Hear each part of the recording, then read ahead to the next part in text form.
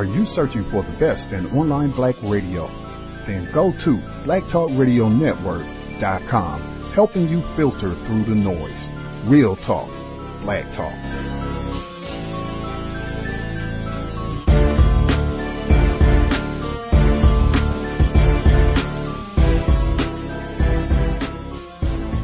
Comments from the Senate Democratic leader Harry Reid getting a lot of attention this morning. In this book, Game Change, they quote Reid as saying that President Obama, when he was senator, could do well as a candidate because he was, quote, light-skinned, and that he didn't speak with a, quote, Negro dialect unless he wanted to have one. Reid's apologized for those comments, and the president even said the book is closed on this, but is it? Well, you know, Reid was already in some political trouble. He's up for re-election this November. He's behind both of his possible opponents right now. He's got a 52% unfavorable rating in the state of Nevada. Now, this was a private conversation. It was meant to be private with the book's authors, in which Reid was explaining why he was pushing Obama to run for president in the first place. He thought he would be the absolute best candidate, but his choice of words obviously unfortunate. The senator knows that. But, you know, I think the fact that President Obama has said this case is closed, the fact that other African-American leaders like Al Sharpton have come out will at least tamp this down for now. But Reid does have pretty serious political problems at home right now. All righty. Make sure I am being heard now by all. I think some of the folks who dialed in on the phone line might have missed hearing my great voice. For the folks who are listening in on the webpage, it won't be a problem because you all love listening to Gus anyway. Context of White Supremacy, Justice Gus T Renegade, Sunday, November 10th, 2013. So I have been told. I said, number one, our next scheduled broadcast will be this Thursday. We might be back before then, so you have to check the program page to see what comes down the pike before then. But at minimum, on Thursday, Mr. Aaron Berg with Reality Unknown, he'll be visiting with us once again. As I said, I always enjoy having him on the program because he has such an interesting perspective, because he was born in Colombia, but he was adopted by white parents, and he less confused about racism, and just his observations on a lot of things I think are quite profound. Also because he lives in the state of Colorado and I am in the state of Washington, two states that legalized marijuana. I'm very interested in kind of seeing what his observations are a year since the legalization, to see how that has played out in his state, how it's played out in this state. And also, since there was a lot of talk about secession once again, I was telling him we started the year with white people, a lot of them saying they wanted to secede because President Obama was reelected. In the state of Colorado, there was a lot of recent talk about wanting to secede and break off and form a new state because some of the rural white people in the state, they don't like the way things are going, and they feel that they should be separate from how things are in more metropolitan parts of Colorado. Those are at least two things we're going to be talking about, in addition to other topics related to racism. But that'll be Thursday, and obviously the book club's second installment on Solomon Northup's 12 Years a Slave. Really excited about doing the book club. I know a lot of people have seen the film, just to kind of compare and contrast and really get our thinking caps on as we analyze some 19th century literature. As for today's broadcast, I think one of our listeners recommended our guest in light of her earlier publication they read, and they thought it would be fantastic to have her on the program to hear some of her thoughts about racism and her experiences as a non-white female. Since then, she has a more recent publication, the book that they saw, Damn Near White, an African American family's rise from slavery to bittersweet success. This was published in 2010. Her most recent publication, and when I say recent, I mean like just hot off the press, came out a few weeks ago. Her most recent publication, They Raised Me Up, a Black single mother and the women who inspired her. You will see a strong relationship between the two. We're going to spend more time on the more recent publication, but we'll also get a few questions in about her earlier book as well. In addition to being an accomplished author, she is a jazz pianist, really world-renowned jazz pianist, composer, and vocalist. She's toured South America, Europe, Africa. She's been a jazz ambassador for the U.S. State Department. and has dazzled symphonies, college campuses, and concert halls across the country. Real pleasure to have her on the program. Joining us live, our guest, Professor Carolyn Wilkins. Professor Wilkins, are you with us? I am with you. Thank you so much. It's a pleasure. The pleasure is ours. We are thankful you could share a bit of your Sunday evening with us. For listeners, this might be their first time hearing about your work. If it's anything that you think folks should know about you and the work that you do before we get started, it'd be great if you could share.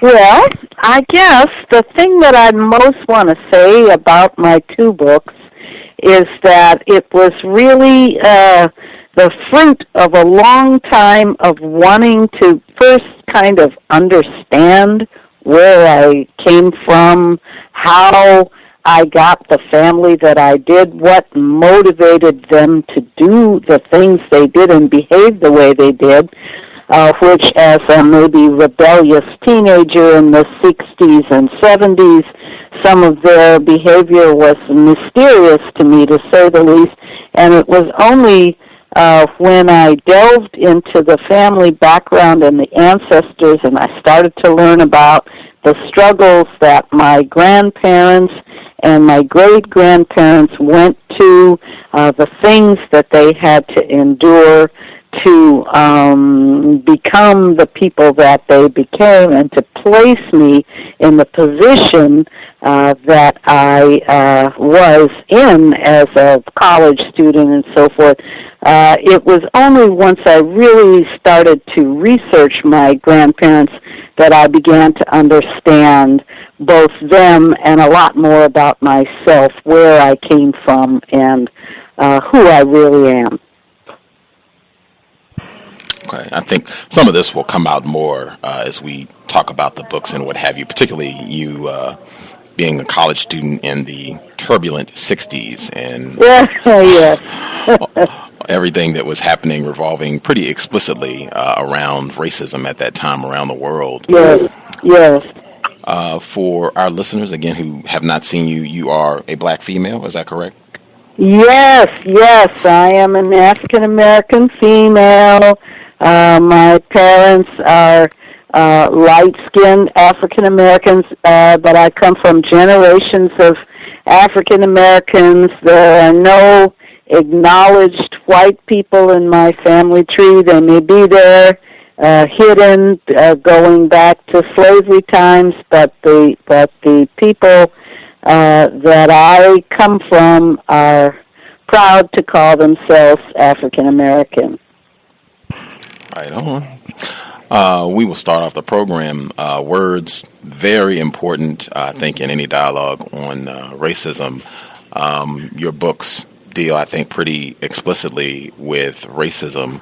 What is your definition? What do you mean when you use the term racism? Well, that's a very good question. I would say I think maybe there's probably several different flavors of racism, and probably the kind that is most dangerous now is a kind that is almost unacknowledged in our society that has to do with assumptions that people make and the way that institutions and things are set up that almost go without thought. I think we're at a point, at least in the kind of people that I know, where people understand that it's not proper to call people insulting names or, this kind of, racism, use of derogatory language and so forth. People understand that is not proper, but yet at the same time, the way in which institutions behave and the kind of assumptions that people still make about other people is the kind of racism that I think still needs to be called out and addressed far more often. And your early quote that you had on there with Senator Reid, to me that's an example of that second kind, which is an assumption that African Americans must speak in a certain, what did he call it, Negro dialect or something. He said some really kind of wacky thing. And these kind of assumptions are, I think, very prevalent in our society, and that lead to people discriminating on the basis of race and making assumptions about others on the basis of race. And I guess to go back to your original question, what is racism? That to me would be one definition, would be when you put another person in a box based on your expectations of how they'll behave based on skin color or, whatever racial background. Do you think it's possible for non-white people to practice racism against white people? It's an interesting thing. I think there can definitely be discrimination, or non-white people can certainly insult white people. They can certainly do things to hurt white people that are just based on the color of the white person. The thing is that non-white people, at least here in America, we do not have the power, the institutional power to kind of bring to bear the more egregious kinds of discrimination that is perpetrated on us. That there's a power differential that makes it, I think that the racism, because sometimes people will say that, oh, that's reverse racism, or whatever that phrase, but I think that because black people in this country, for the most part, remain less powerful and less able to control the destiny of whites than the other way around, it's a different kind of racism, if that makes any kind of sense. Oh, to me, it makes perfect sense with regards to racism being about power and black people not having the power, not having the ability to impact white people's lives in any area of people activity. Like we can do maybe an insult or some name calling, or you could maybe even kill an individual white person, but white people have an apparatus in place where they can do something about that. You don't see white people out when a black person kills a white person. You don't see white people out rallying justice for, such and such. This white person was killed and nothing was done about it. That's almost old hat for black people. We've been doing that forever, and I think that speaks to the power relationship that you're talking about, which I agree with completely. Want to try to cover as much as we can, hopefully satisfy the folks who wanted you to be a guest on the program, and cover both of your books and questions from folks as well. I'm starting with Damn Near White just because that's chronological, correct? And I think that'll be a nice book. Yes, ma'am. I want you to share with our listeners what your purpose was for writing this book, Damn Near White, but I want to read a segment from the book that I think kind of gives a nice essence of what this book is about, and I think what kind of has been a central concern of yours, it seems, for a long time in your existence under racism. This is on page 2 from Damn Near White. You write, although I now have good friends of all colors, there is no denying that much of my life has been spent straddling the racial divide. Some of the most painful rejections of my blackness have come not from whites, whose ignorance on the subject of racial identity is at least somewhat understandable, but from my fellow blacks. My first serious boyfriend was a dark-skinned black militant from the slums of North Philadelphia. He loved my yellow skin and long hair in private, but when his friends saw us out walking in the hood one day, they thought I was a white girl and taunted him about it later. My boyfriend was horrified. Desperate to please him, I cut my shoulder-length hair into an afro the very next day, but the damage had been done. He dumped me within a matter of weeks.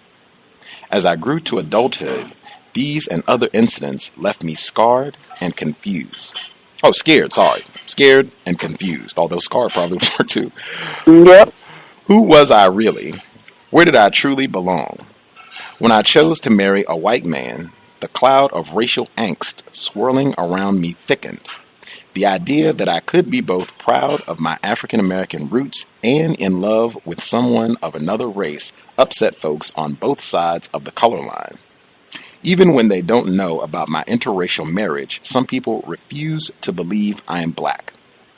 My wavy hair, light complexion, and private school vocabulary confuses them, threatening their stereotypical concepts of African Americans. Since I look and act so white, why on earth would I insist on calling myself black? I will stop there. In fact, if you could answer that last question as well, that would be great. Why on earth would you insist on calling yourself black? Well, this goes back to the family. This was something that was in my family, and my parents, who were both very light. If you've got the book, you've seen pictures. They're both very light, but they always called themselves black, and they taught us to do that and to be proud of who we were.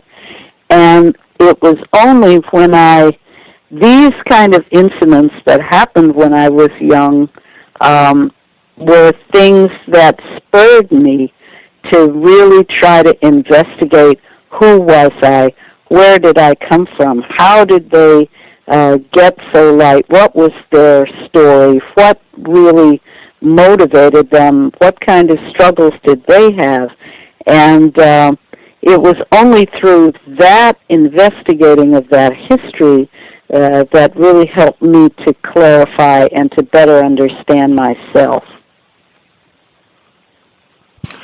Just so that our listeners have a visual, you have pictures online as well. People, if they are interested or curious, you can go to Professor Wilkins' website, www.carolynwilkins.com, so you can get a visual to see what her skin complexion is. But for folks who maybe aren't at a computer, I try to pick people that are well known. I think you are, would you say it's accurate, you're lighter complexion than President Obama? Do you think that's accurate?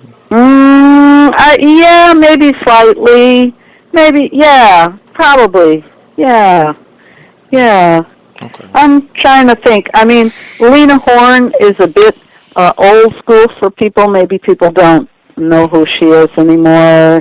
Maybe toward the Holly. Yeah, there you go. Okay. There you go. In that kind of zone. I mean, certainly black people often, when they look at me, they mostly know who I am. But white people tend to get confused a little bit. You said white people get confused when they see you as to whether or not sometimes, yeah. It's been known to happen. How do they manifest their confusion? Like, what do they do? Do they ask questions or like? Yes. I think we live in a society where everyone is pigeonholed. You know, we live in a society where people definitely want to know who you are, what you are. And when you don't look or act like you fit quite into their expectation, they will question you. They'll ask it like, oh, and where are you from?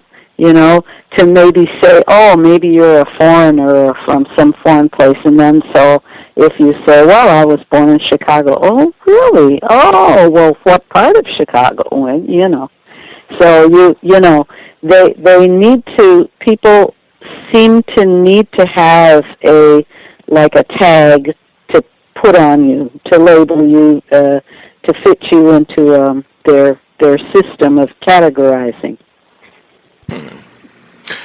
I wanted to kind of back up the first paragraph where you say that some of the most painful rejections of your blackness have come not from whites, whose ignorance on the subject of racial identity is at least somewhat understandable. When you say ignorance of whites, what exactly do you think that they are ignorant about? I think that whites in general, if they have not known many blacks personally, tend to have, just like kind of Senator Reid's comment a little bit, sort of an expectation that if you're a black person, you're going to talk a certain way, you're going to look a certain way, you're going to have a certain accent, you're going to, there's an expectation, I think, based on maybe TV or whatever, since even today in our society, there are not, sadly, I don't think that many white people who can genuinely say, oh, I really know a black person. They only know about black people from maybe what they read or hear or whatever, and it's often a stereotype of some kind or another. So that is the ignorance to which I refer.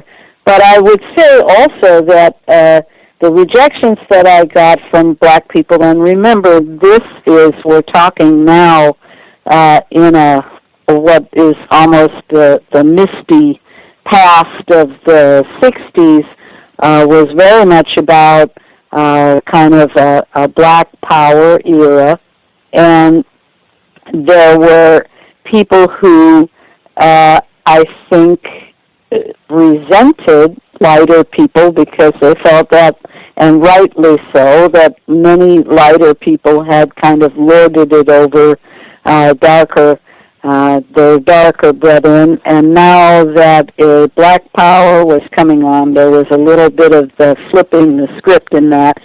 And I think that those rejections were most painful for me because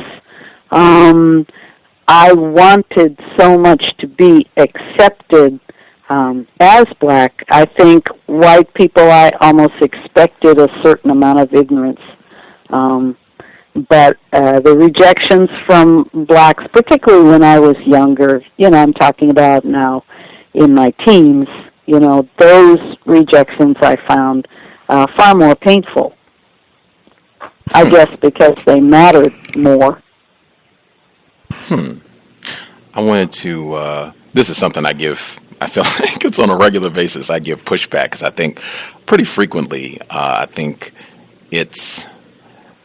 we take it easy on white people, and I don't think that it's accurate to say that this is white ignorance, either Senator Reid's comments or whatever, however white people have treated you in the past when they maybe are like, oh, you're not a black person, you're intelligent, you're so well-spoken, or whatever. I don't think that's ignorance. I think that's just racism. I think white people, that is their racist way of thinking about black people. Black people are not supposed to be articulate. They're not supposed to be educated. That's true. You're right. I don't, I think that's something I try to push back on pretty regularly because I don't think that that's ignorant. In fact, I think that if anything, some white people, they will camouflage their racism and make sure that they don't make comments like that so that people don't think of them as being racist. They'll make sure they kind of keep that to themselves and just say that in behind closed doors or in close quarters, or if they have maybe one or two black friends, non-white friends that they trust, maybe they will say, in fact, I think one of the common ones is they will say something like, well, I don't think of you as black. Or you're not like the other ones. They will say that. They will say that. Well, you don't seem black to me, or I don't think of you as black. And they mean that, I think, as some kind of compliment that, like that thing. Remember, for a while they were saying, oh, we're going to have a colorblind society, and it's that kind of thing. It's like, oh, I don't think of you as black because I see you as a person, is what they're trying to say. But in fact, what comes across is that part of who I am as a person is my blackness, and you don't want to see that because it doesn't jibe with your expectations. So, Absolutely. I totally agree. I think this is equally important, because I remember it was about a year ago. We were having a discussion. Some of the listeners called in, and a female caller, she dialed in and she felt that some of the comments were disparaging black people who were lighter complexion, as though they were not victims, as though they didn't experience racism, as though they were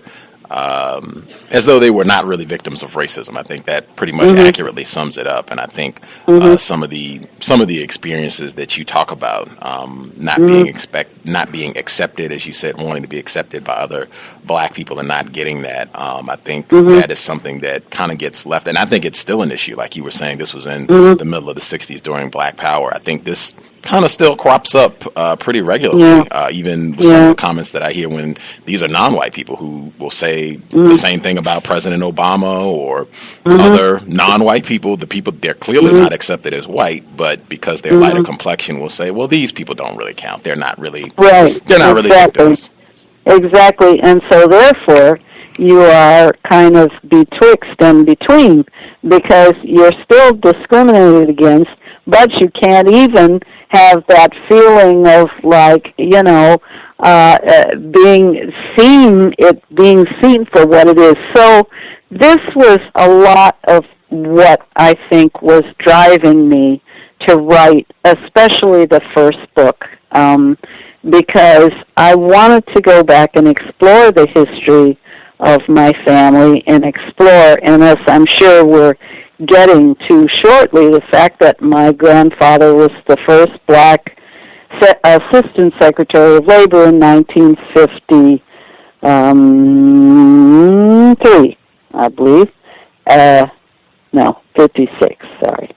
But anyway, the point is that even though he was very successful for those times and place, and to be honest, I'm sure that there were advantages that he received because of his light skin color, but nonetheless, when push came to shove and the stuff hit the fan, he was treated in the very same discriminatory manner as everyone else. And it was important for me to try to understand the struggles that he went through and the headspace that he brought as a result. And that had a great deal to do with the way that I was raised and the way that my parents, the values that my parents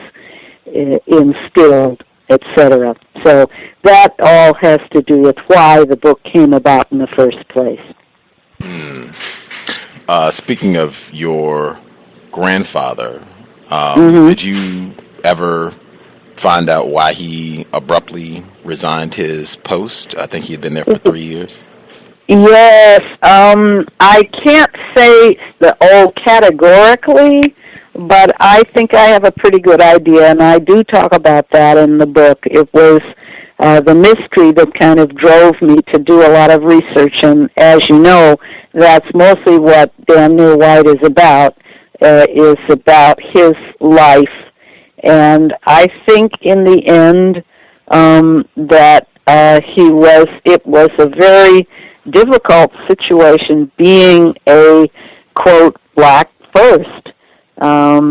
Just as we all have seen writ large for President Obama, it is a very, very difficult situation you're placed in, where you are the first and only black person in a situation, and everyone is looking to you, and there are a lot of people trying to undermine you, and you can't really. You're supposed to sort of exhibit a stiff upper lip and not break down underneath a tremendous amount of pressure. And I think that for my grandfather, the times that he came up in were even more openly racist than now. I mean, it was the things that, Emmett Till was killed while he was working in the labor department. So, those kind of open crimes were even more visible than now. Wow. I want to pause, see if our co-host, if she has any questions before we move forward. Also going to make sure we get to talk about They Raised Me Up, the newer book as well. Yes, the next book, yeah. If listeners, if you all have any questions, the number you can dial, 760-569-7676, and the code is 564-943#. Press star 6 if you have a question for Professor Carolyn Wilkins. The number again, 760-569-7676, and the code is 564-943#. Press star 6 if you have a question. Let's see here. Justice, if you have a question for Professor Wilkins, your line should be open.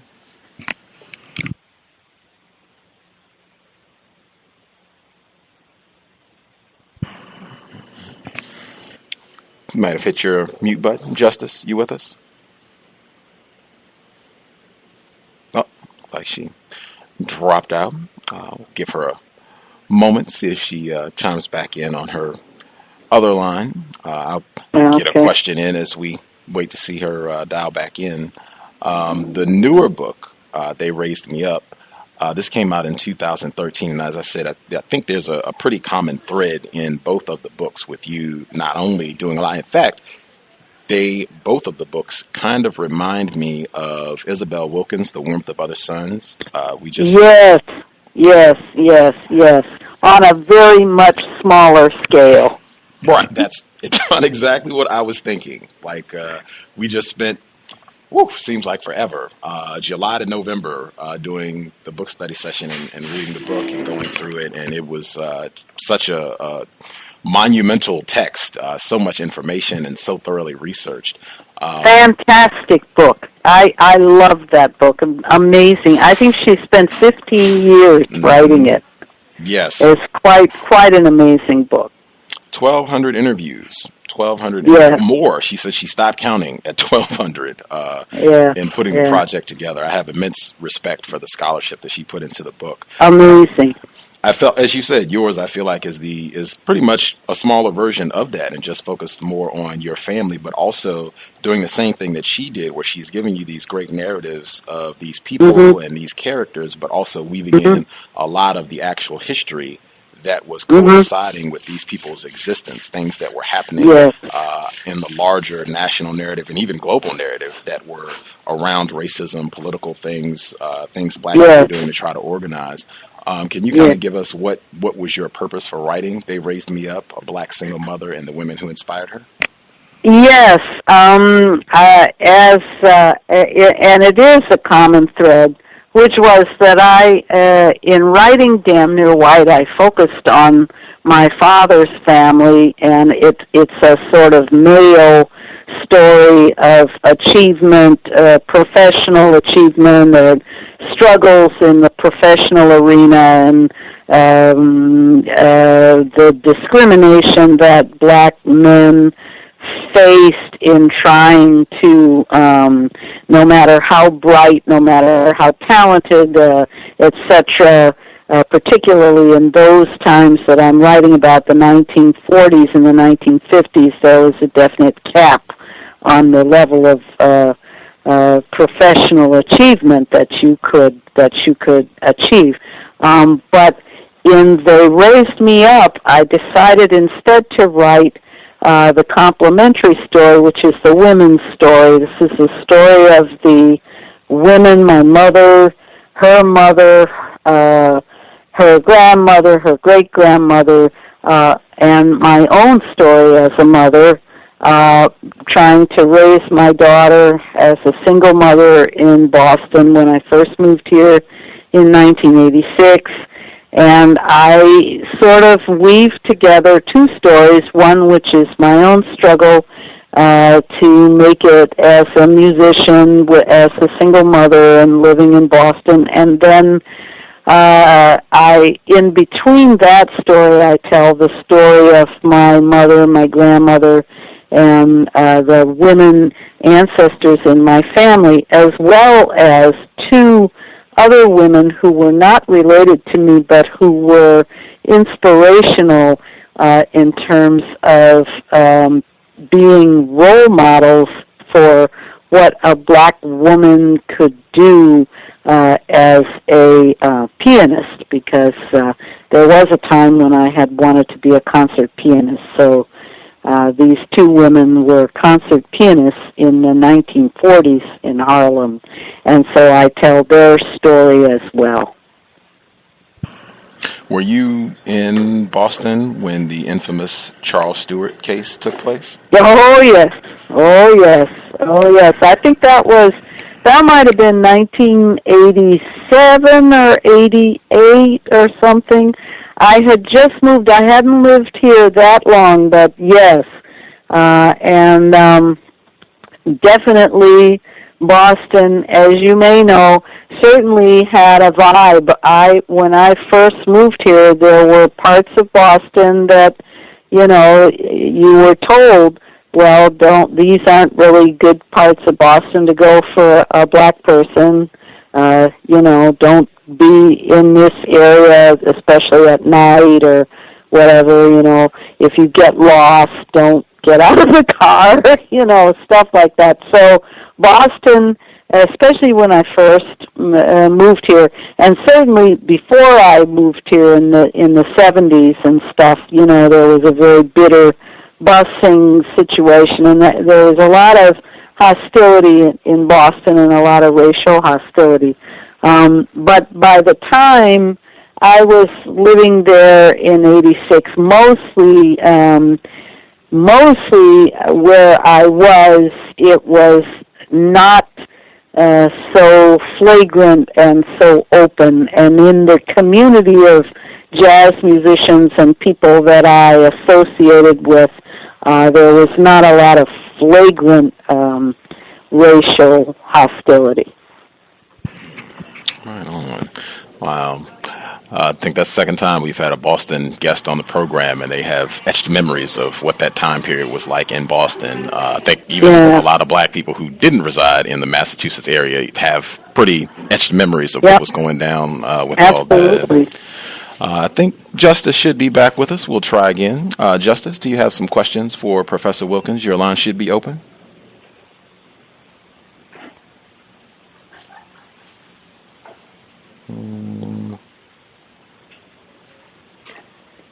Still not hearing. Try again. Justice, you there? Do you have any questions?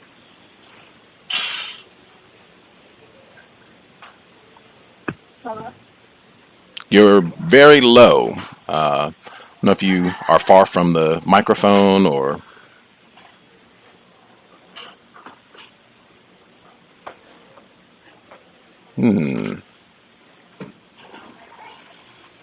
How strange. Let's see. Perhaps, I don't know if you are having audio troubles or if you need to adjust your microphone or the volume setting. We will shoot me a message and let me know what you think would be best to solve the problem, and we will get Justice in, but your line... Okay, can I be heard? Okay, there we go. Can hear you. Okay. Greetings, Professor Wilkins. Hi, how are you? Fine. I was curious, how long did it take for you to become a jazz pianist? How long did it take me to become a jazz pianist? Is that the question? Yes. I played the piano pretty much all my life. My mother is a music teacher, And so I started learning the piano as a little kid, and I had focused on other kinds of music, more classical music and stuff like that, but I had always been listening to jazz and stuff. And then I started really focusing on jazz after I had my daughter when I was about 30. And, I'm still working on it. But I guess I would say it took me about maybe 3 or 4 years of really intensive practice to sort of get to a beginning professional level, and then you continue working on it your whole life, really.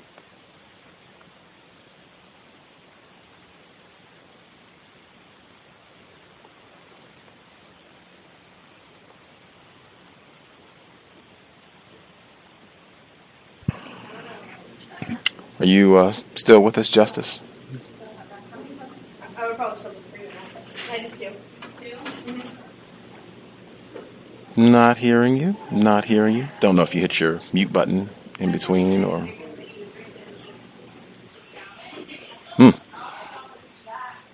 Can I be heard? Yes, Hello? now we can hear you. Now we can hear you. Oh, we heard you for a moment. And now I'm not hearing you. Okay. She dropped. We will try again. Tech difficulties, always a challenge with the newfangled technology. I will switch back to They Raised Me Up, and then we'll try again to get some of her questions in. You write pretty early on, and this running theme, the issue of your quote-unquote blackness being accepted as a black person, you write, this is in chapter 1 from They Raised Me Up, page 2. You are talking about Jeffrey, your former husband. You write that I had met Jeffrey 10 years earlier while touring the eastern seaboard with the Chicago Wind Ensemble. I was the group's percussionist, born and raised on the south side of Chicago and 3 years out of Oberlin Conservatory of Music. Although people often mistook me for white because of my tan complexion and wavy hair, I was the only black person in the band. Jeffrey, a sharp-witted white guy with perfect pitch, soulful eyes, and a disarming smile, was our equipment manager. Somewhere on the tour between Baltimore and Portsmouth, New Hampshire, Jeffrey and I fell in love. In spite of the doubts expressed on both sides of the family about our interracial romance, we moved to Chicago and got married 2 years later. If you can recall, like, the details of some of the doubts that were expressed by your family and Jeffrey's family at that time? Well, I would say probably both families were pretty conservative, and I know that my family would have preferred for me to marry someone black and someone from the same kind of social strata from which they came. And his family probably felt the same way on the white side. They got over it, but at first they were not thrilled. No. A lot of our guests that have been on that are married or were at one point in their lives married to a white person. I think one of them, Dr. Elaine Kim, she said, she's also at Berkeley. She said that if you marry a white person, you are a stone's throw away from a racist with that white person's family. Did you suspect any of Jeffrey's family members of being racist? Oh, well, I think that certainly it's hard. You know, racist is kind of one of those terms that's like, it's a big umbrella term, and I think that underneath it, there are a lot of different gradations and subtleties. Were they racist like KKK lynching racist? No. Were they racist in that they would have preferred for their son to marry within their social group? Absolutely. So I think it probably just depends on your definition. And I think had we stayed married longer, we were pretty young, had we stayed married longer, perhaps some of those doubts and fears might have dissipated as we got to know each other more as people. But, we were young and we didn't end up staying married all that long. So, it didn't ever really get down to a deeper level of understanding, I don't think. You talk about you're obviously getting divorced and some of the arguments that you're moving to Washington State, no less. Were any of the arguments or squabbles that you all had, were they directly related to racism? I would say no, not between us, and that is probably more due to the fact that we had they may have been indirectly, I think when you live in America, in the society that we do, it's never far from the surface, but our issues were a lot more kind of basic issues that young people have when they maybe marry too young or put themselves under pressure. And I think a lot of the concerns were around money and the lack of money and who was working and who wasn't working and having a child and having in those kind of pressures that really neither one of us was really able to handle. This is chapter 3 from They Raised Me Up, A Black Single Mother and the Women Who Inspired Her. This is page 10. You again are talking about some of the issues that you've had in a system of racism, being a non-white female, black female, but being lighter complexion. You write that, and this is talking about being in Boston and your, I guess, noisy neighbors having some sort of late night argument that was audible in your apartment, unfortunately. You say, I sighed and turned away from the window.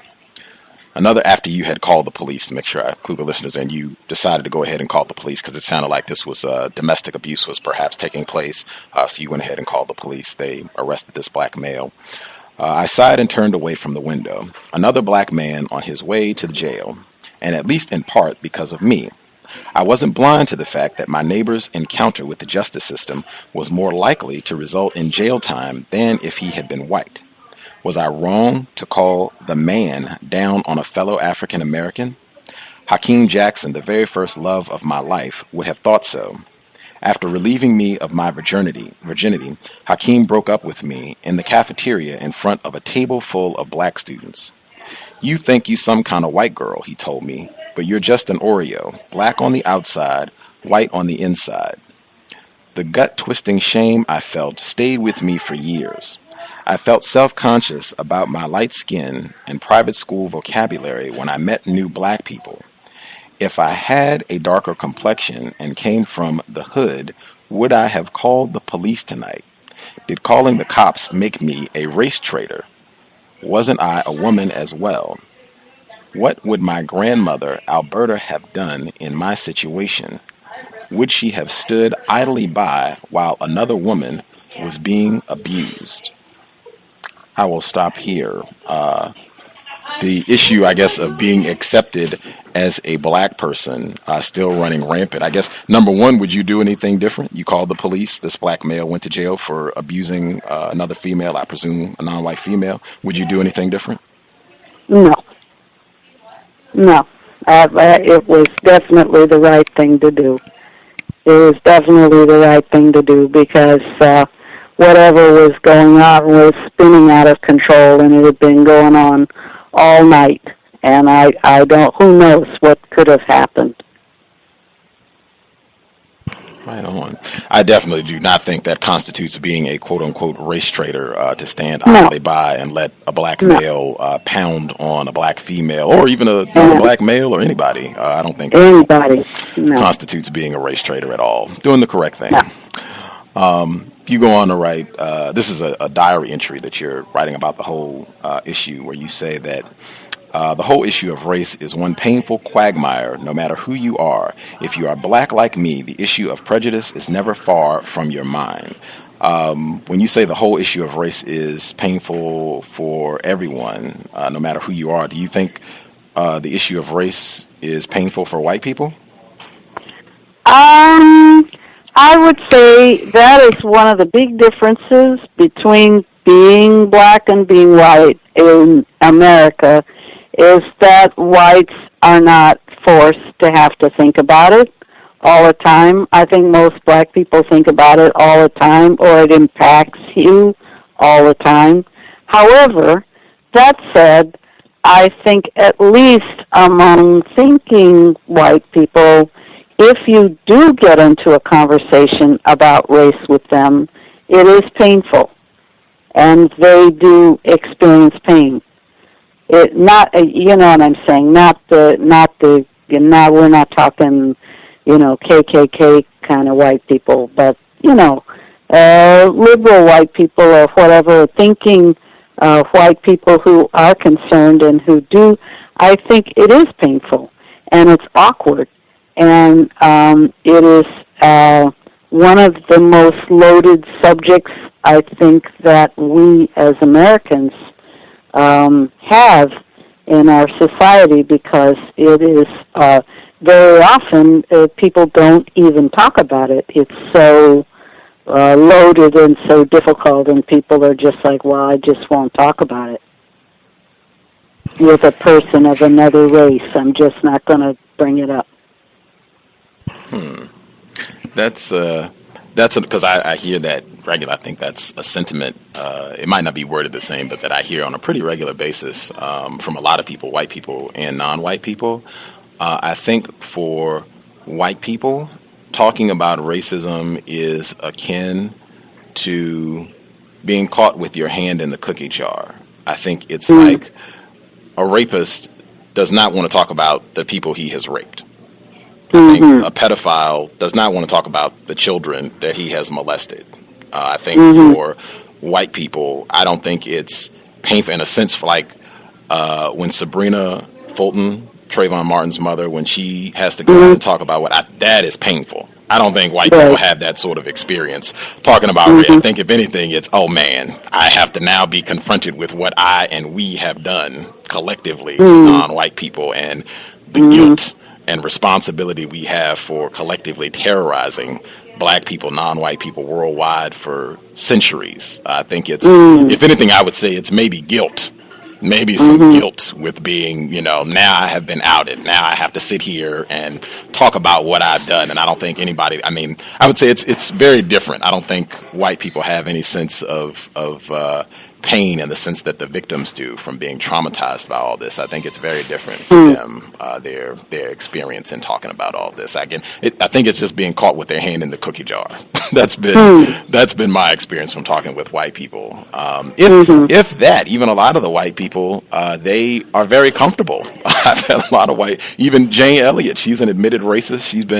She did the blue eyes, brown eyes exercise. She has said, hey, it doesn't take any courage for me to do this. I make a lot of money. We talk to a lot of white people. They make thousands of dollars to go out and talk about racism and white privilege and all of this. It doesn't seem like these people are in any sort of pain at all. It seems like they're making a pretty good living and still practicing racism. Many of them, by their own admission, still practicing racism and enjoying what they do. That would be my return. I could be incorrect.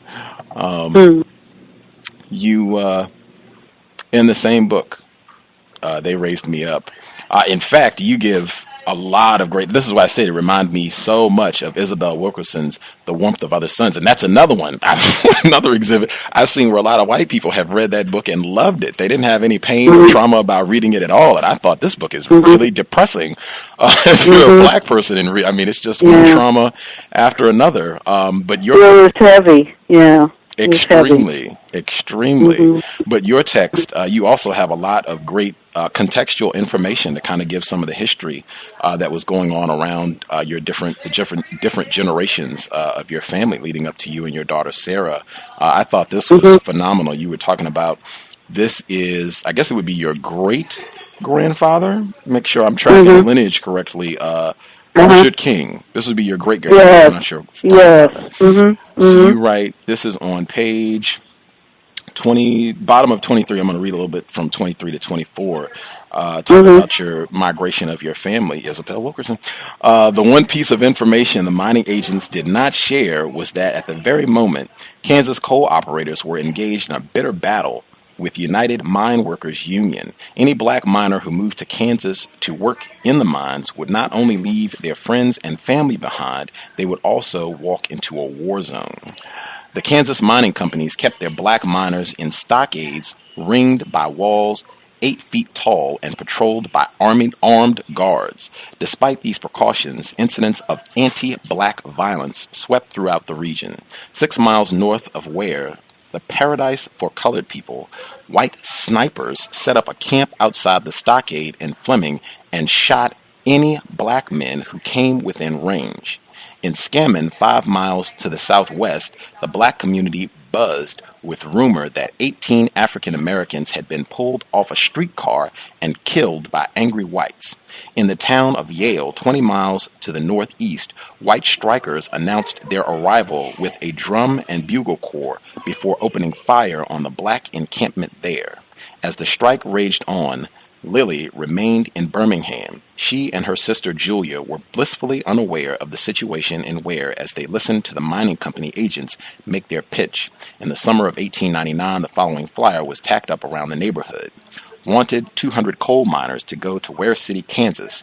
Transportation train will leave Wednesday, July 19th. Get ready and join your friends in the land of plenty. Could be right out of Warmth of Other Suns. Can you talk about this kind of in the context of your family? Your this would be great grandmother and great grandfather. Yes. Yes. What happened was that my great grandmother Lily had married a man in a small town in Alabama, Midway, Alabama. She had married this man and gave birth to my grandmother when she was 16 years old. And shortly after they had the child, my great-grandfather, Richard King, was arrested and put in one of those prison mines in Birmingham. And this is something that was done pretty commonly in Alabama, and in fact, Alabama basically got themselves out of debt by imprisoning, forcing convicts to work in the mines, and then, basically it was like another form of slavery.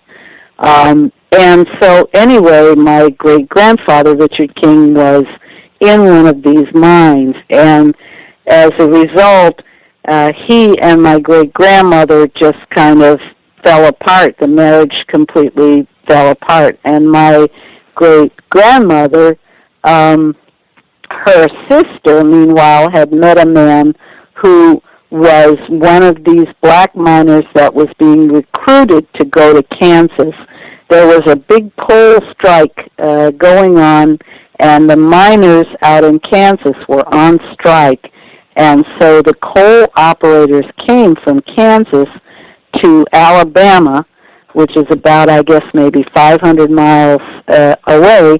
They came to Alabama and actively recruited black miners to come and work up in Kansas.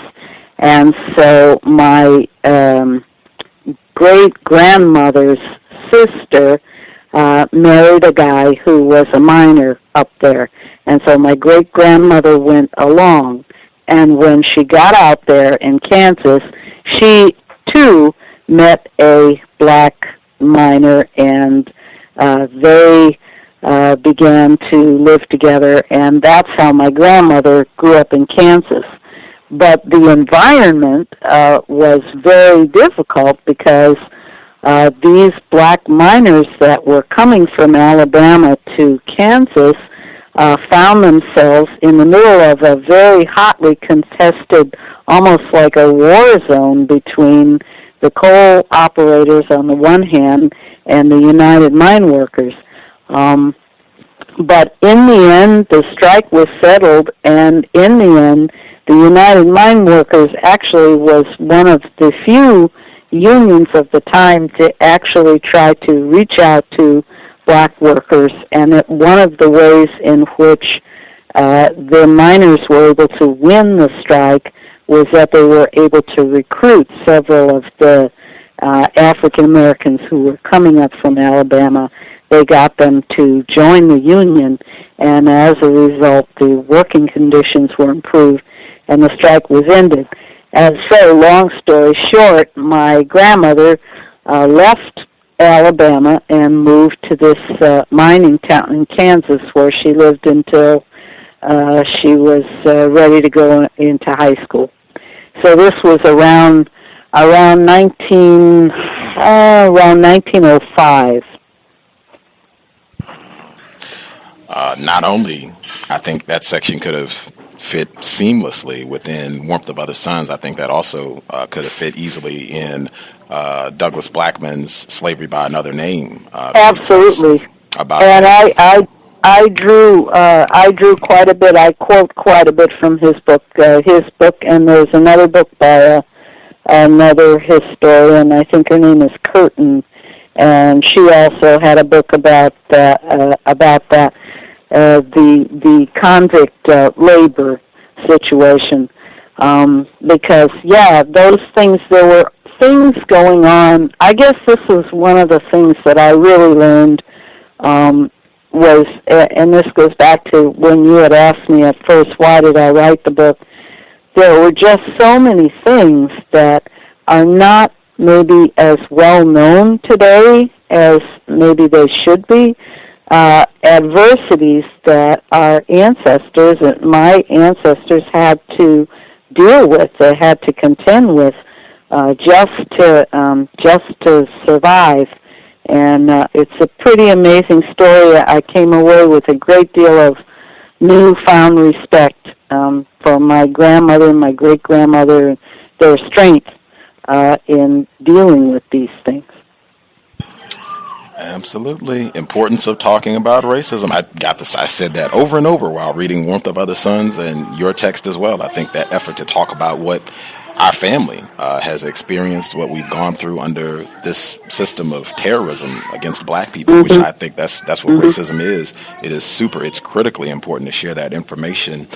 This was another moment in the book where I had that same feeling, like it's so important to get this information and pass it on and make sure that this is not lost. And in fact, I hope the listener is paying attention. One of our listeners said that this is like 2013, he's at school, and one of the white colleagues, these are the people that you're sending your children off to, but one of the white workers at the school, I think administrators, was constantly talking about how the bell curve is so important and black people are just not intellectually up to par.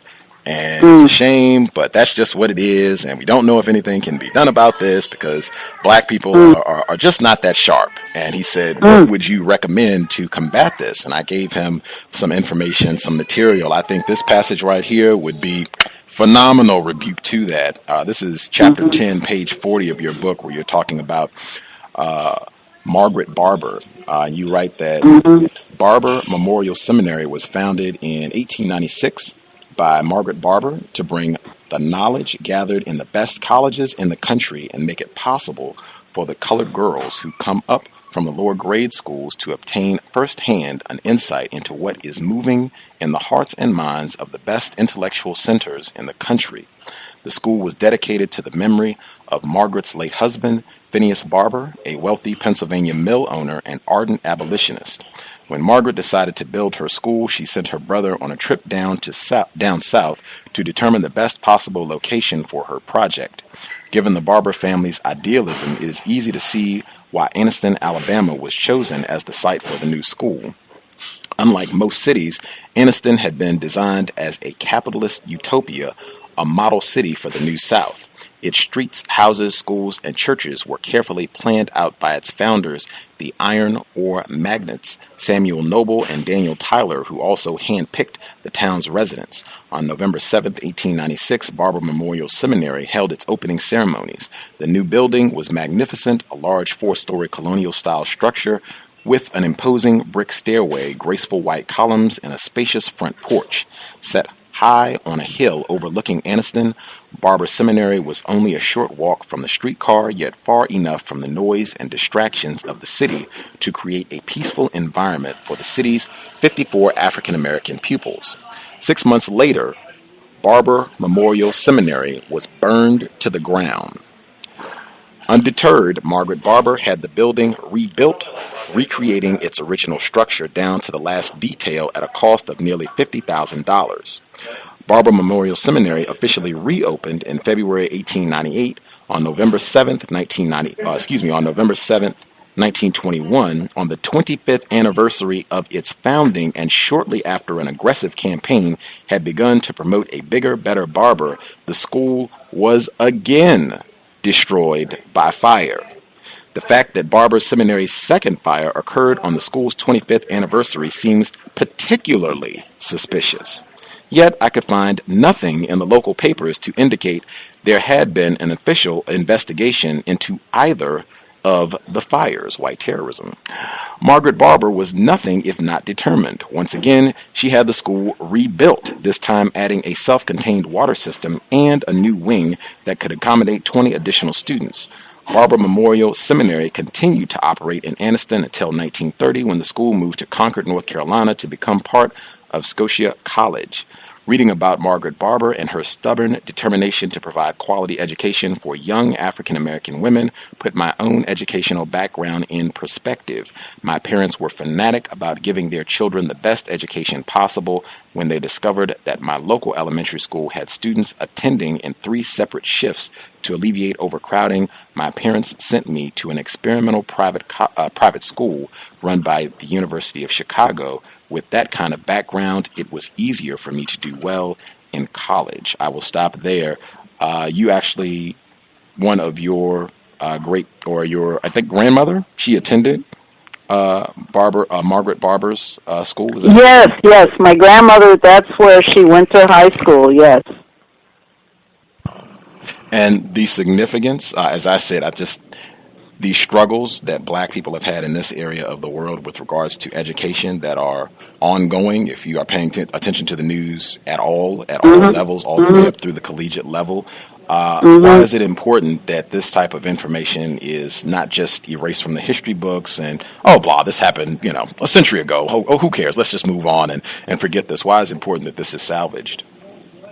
It's critical because we need to understand, first of all, what a struggle it was to even for someone like me who has been blessed with a college education and now to teach in a college, to understand the amazing sacrifices and struggles that people made to put me in the position that I'm in, and not to at all take it for granted, because knowledge is power, I really believe in education. I guess I should, since I'm an educator, but I think knowledge is power, and I think that when people, I think one of the saddest things that I see is that maybe black students are not always, some not taking as seriously as they should the opportunity to get an education and to really move forward in that, because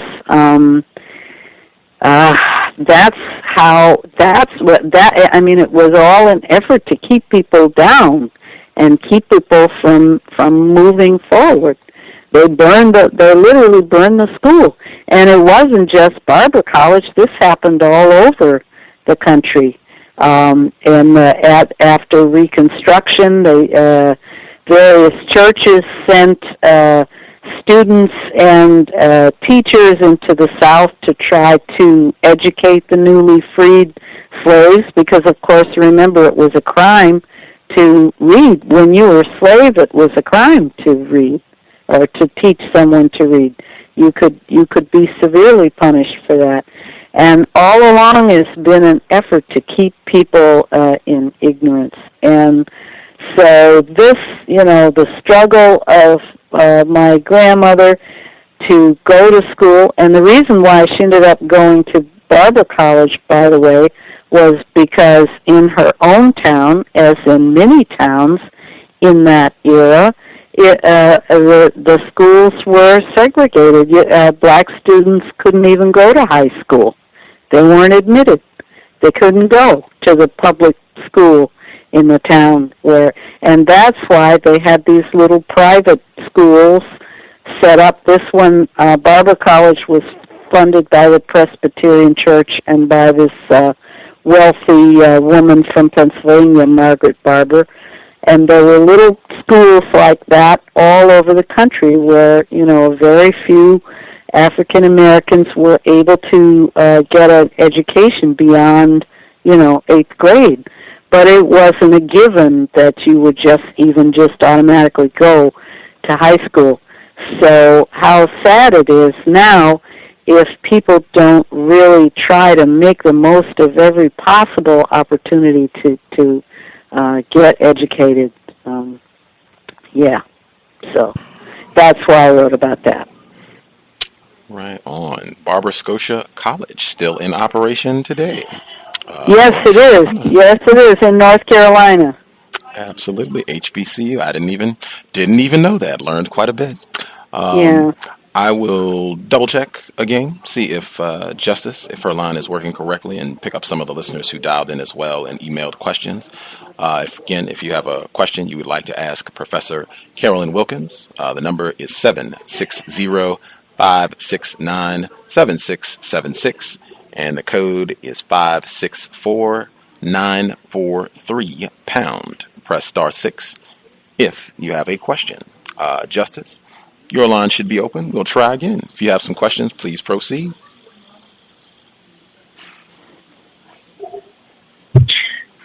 Your 2013 publication, A Black Single Mother and the Woman Who Inspired Her. What women inspired you? Which women inspired me? Yes. Is that the question? Well, there are 5 women in the book that I write about. I write about my grandmother, my great-grandmother. I write about my great-aunt. And all 3 of these women were musicians, mostly in the church, but my great-aunt, Marjorie Jackson, was also opened a music school in Brooklyn where she taught for, probably 30 or 40 years. She had hundreds of students and ran a music school. And also 2 of the other women were actually not family members, but they were concert pianists in Harlem in the 1940s. Philippa Schuyler, who was a relatively famous black concert pianist, and Ruth Lipscomb, who was somewhat less famous but nonetheless accomplished black concert pianist in the 1940s in Harlem. And these women were living in Harlem, as was my grandmother, in the 1940s, and so it gave me an opportunity to write a little bit about the cultural life in Harlem in terms of for this kind of thing for classical music. I think a lot of times people think of Harlem and they think of jazz and Duke Ellington and this kind of thing, all of which is true, of course, and wonderful, but there was also a whole lot of other kind of music being played and a lot of other cultural activities going on, and I wanted to highlight that a little bit.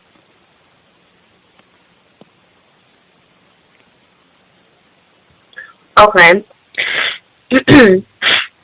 So, what constructive value does your book, A Black single mother and the woman who inspired her have for non-white people? What cultural value? Is that the question? What constructive value? Constructive value. Well, I think it's important to learn about history. I think history is important. And for me, I learned a great deal, I acquired a great deal more kind of self-confidence and just feeling good about myself and about who I was from reading about these amazing women, the obstacles that they had overcome as black people, the things that they had to go through, their triumphs in a way, despite the fact that society was doing its best to hold them down. They each one were able to be creative and live lives of beauty, I think. And I found that inspiring, and I think that that would be the value. I would hope that the book would be both educational and inspiring, as well as, you know, offering a certain amount of entertainment as well. Have you ever been called a nigger? Oh, yeah. Oh, yeah. How do you feel? Not good. I mean, nobody feels good. Nobody feels good when you're slammed like that. It hasn't happened often, but it has happened. Yeah, and it's an uncomfortable thing that makes you feel angry and hurt. Has your ex-husband called you that word? No.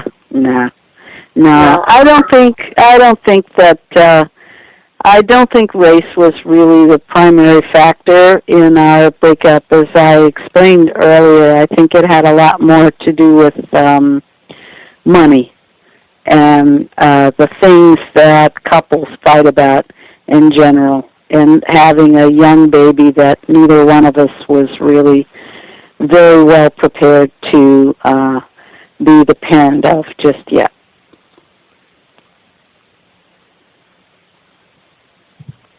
What was like the situation? Which situation? Of you being name called? Oh, I grew up in Chicago, which is a very segregated city, and I was walking with some friends downtown, and some white people, let me see, I'm trying to think. I think that they drove by in a car and just yelled at us, just randomly. It's the kind of thing that happens, you know, especially teenagers, and it was during the time when Dr. King was in Chicago. He was doing some work trying to open up some of the neighborhoods in Chicago, which were very close to blacks at the time, and so there was a even stronger than usual undercurrent of racial animosity in the city, and there were a lot of kind of angry white teenagers that were just kind of roaming around, picking on people.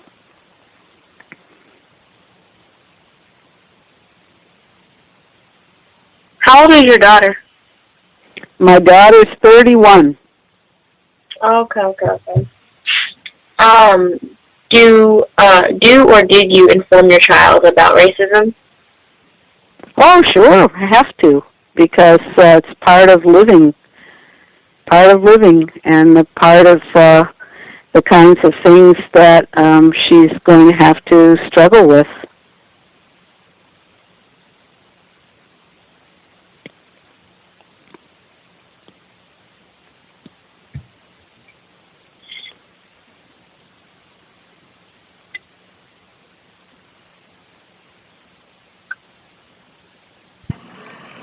You still with us, Jessica? Hello? Okay, Hello? Oh my God. We can hear you. Okay. Did your ex-husband talk about racism, white supremacy to you or around you? Did he what? Did he talk about racism? Is that the question? Yes. Yeah, to some degree. I doubt if he, I don't think that he understood it in the same way that I did. I think he was surprised by some of the things that he saw other people do to me, because I think as a white person he had never been close to or seen things happen the way they did. So I think in some respects it was an eye-opener for him. And we talked about it some. We didn't talk about it all the time, but we certainly talked about it.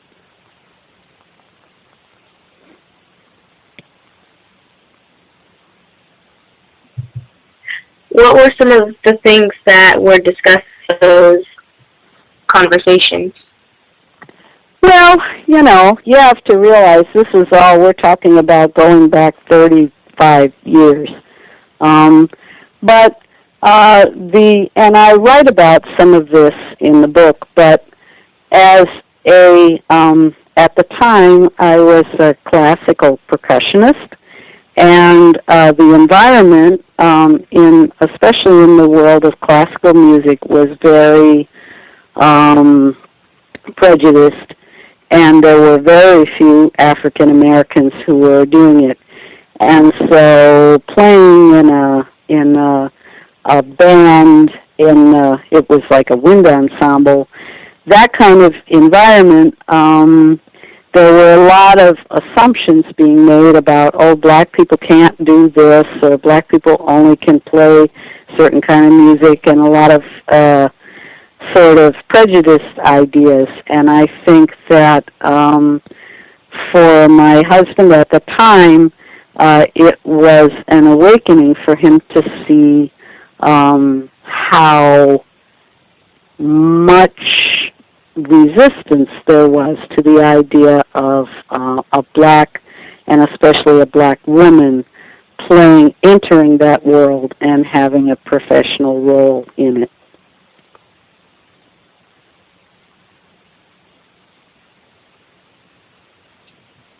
Do you think your ex-husband is a racist?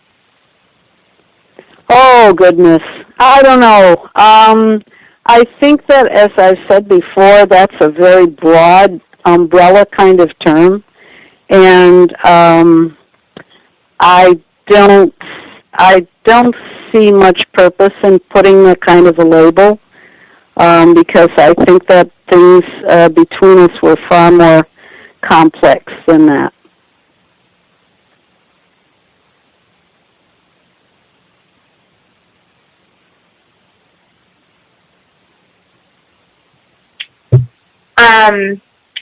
If you don't mind me asking, why do you want to be with a white person? What? Why do I have to be? Why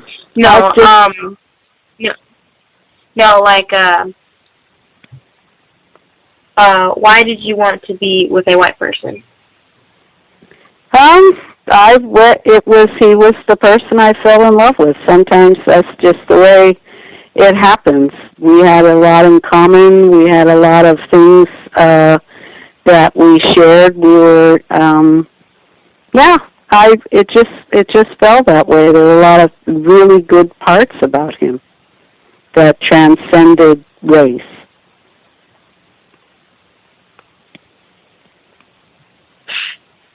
Would you encourage non-white people to get with white people?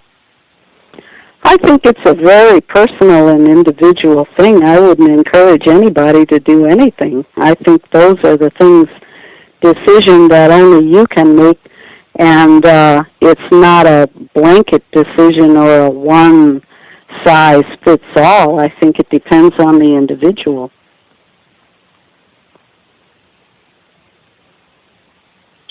What made you want to discuss your child and your former husband in your most recent book?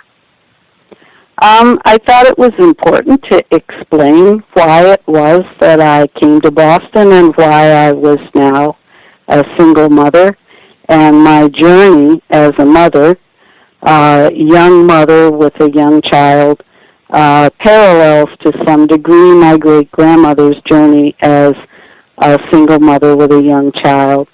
And, I wanted to put into context why I was there and why I was having the adventures that I was having. It's not actually a big part of the book. The marriage part, that's just at the very beginning. It's a tiny part of the book.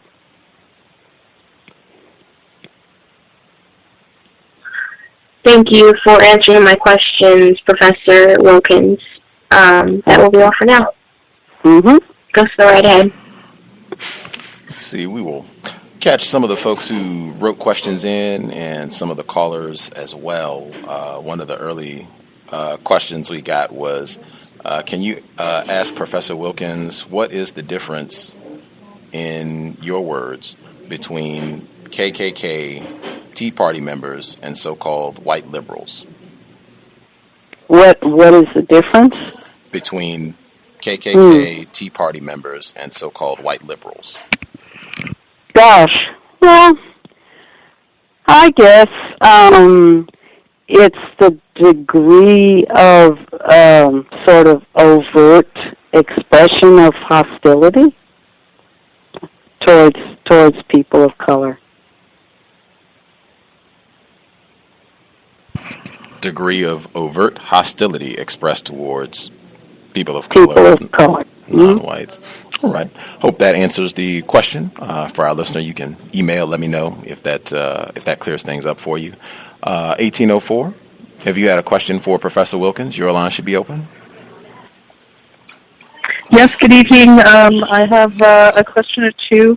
The first question I had, Professor Wilkins, was did your child's father, if it's not too personal, but just in terms of if we study issues of race here and we're trying to kind of get to the bottom of how dynamics of interracial coupling, does the father of your child, did you have trouble getting child support from him after the divorce? No. I did get child support. Okay, and this was pretty consistent. Okay, because sometimes people use the single mother label, and it kind of, although there's different types of single motherhood where you get child support and where you don't. So, in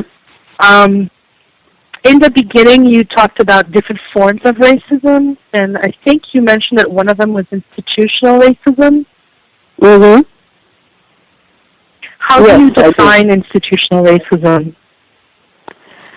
I would say institutional racism has to do with when things are set in place, practices and procedures that go beyond individual interactions and that affect the course of people's lives in a far more kind of macro way. Institutional racism makes, when institutions function in a racist way, they affect larger numbers of people on a larger and deeper level than just calling someone a name.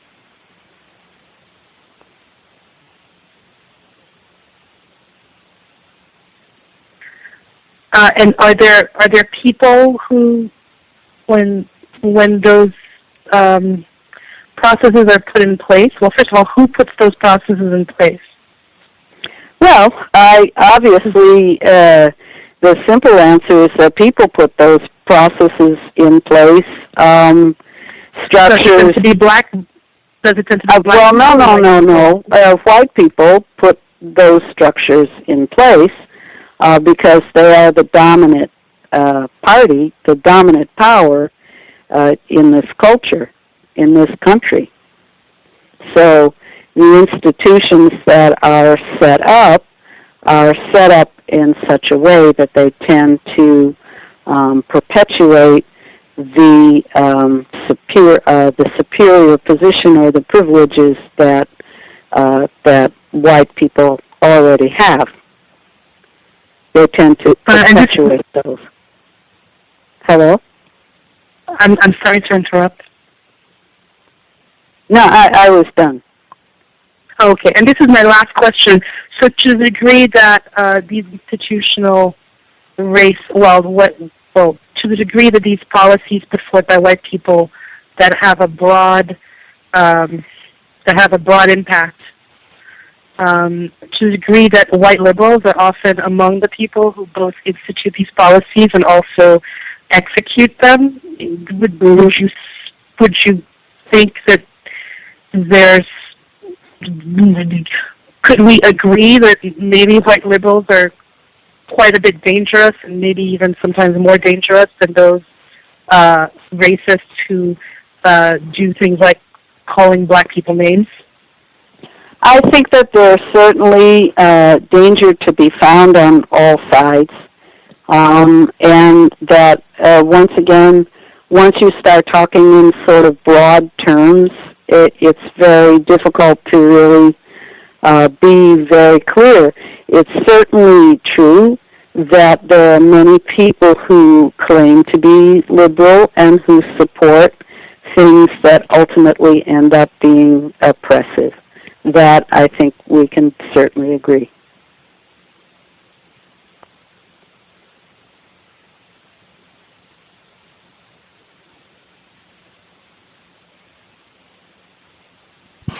Did that answer your question, 1804?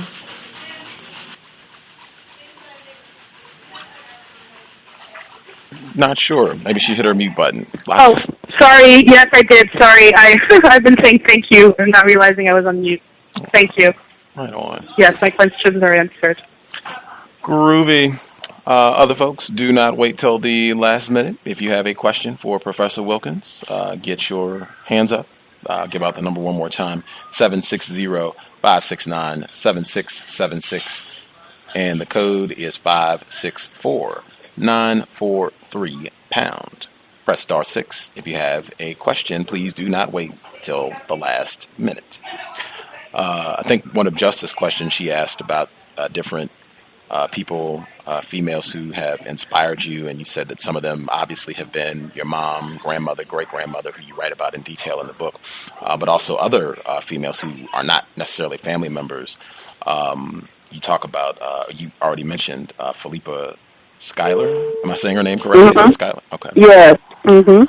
This is on page 75 of the book, and I thought to some degree or another it kind of reminded me of your experience. I wanted to get your comment. This is on page 75, I guess midway down the page. You write, Philippa Schuyler was also struggling for professional recognition. Although she was a big star in Scandinavia, London, Africa, and the Caribbean, Schuyler's only reliable concert bookings in the United States came from African American churches, sororities, clubs, colleges, and civil rights organizations. After a critically acclaimed performance with Leonard Bernstein and the New York Philharmonic in 1946, Schuyler made a few guest appearances with other American orchestras. However, none of these concerts produced lucrative tours or recording contracts needed to propel her into the top tier of the U.S. concert circuit.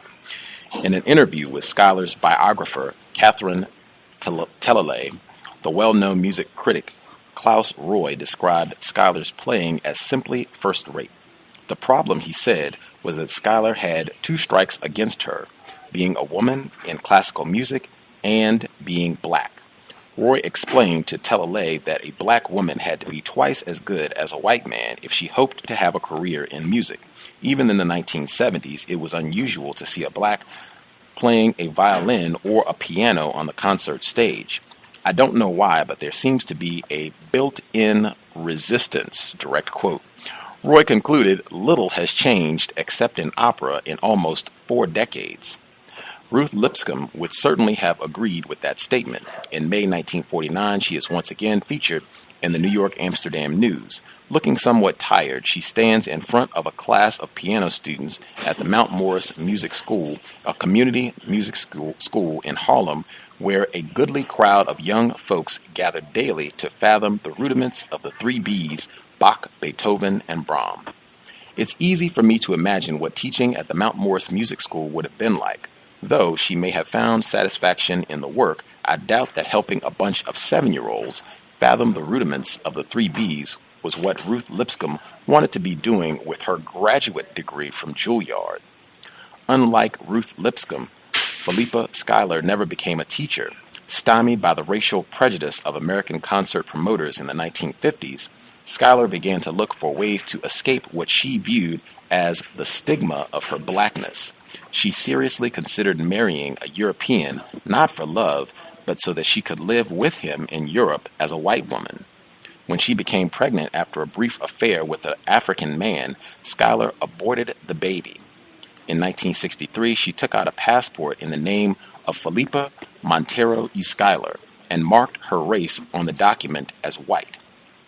That same year, Schuyler went on a speaking tour sponsored by the arch-conservative John Birch Society to drum up support for the brutal Belgian colonial regime in the Congo. I will stop there. I think there are a lot of parallels between your experience and these two black females, their experience obviously being black females and attempting to be accomplished musicians and being, as you wrote, stymied by racism. This was something you can definitely relate to. And I think also particularly with Miss Schuyler, her also being very pale and this difficulty of being accepted as a black person, still being a victim of racism, balancing all of that. Can you comment on that? Even, I think some of those, she wanted to marry a white person, you did marry a white person, some of those contrasts. Can you kind of comment on that?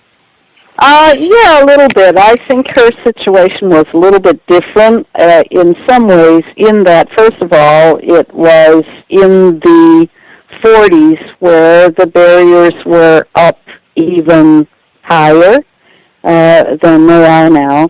And I will say also that for her, the marrying the white person was not a marriage that she was considering out of love. It was a marriage in which she was hoping to assume a new identity as white. And this was to kind of escape her because she felt, I think, trapped by her situation and by the limits that were placed on her. And so I would take, I think, a little bit of a disagreement with the idea that just because one marries interracially, that one is trying to escape being black. I don't, in fact, believe that to be true. And I know, having actually done it, that was not my motivation.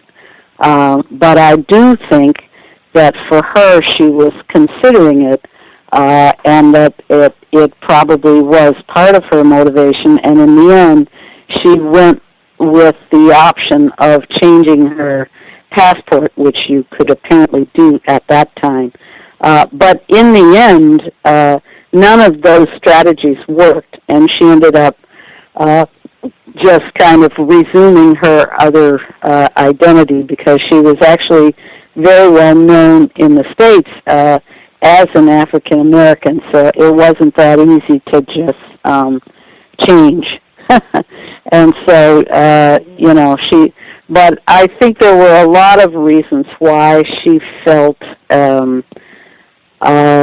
uncomfortable in her own skin, and those reasons go beyond, I think, just the fact that she was light-skinned or whatever. There were a lot of personal issues as well, just with her personality.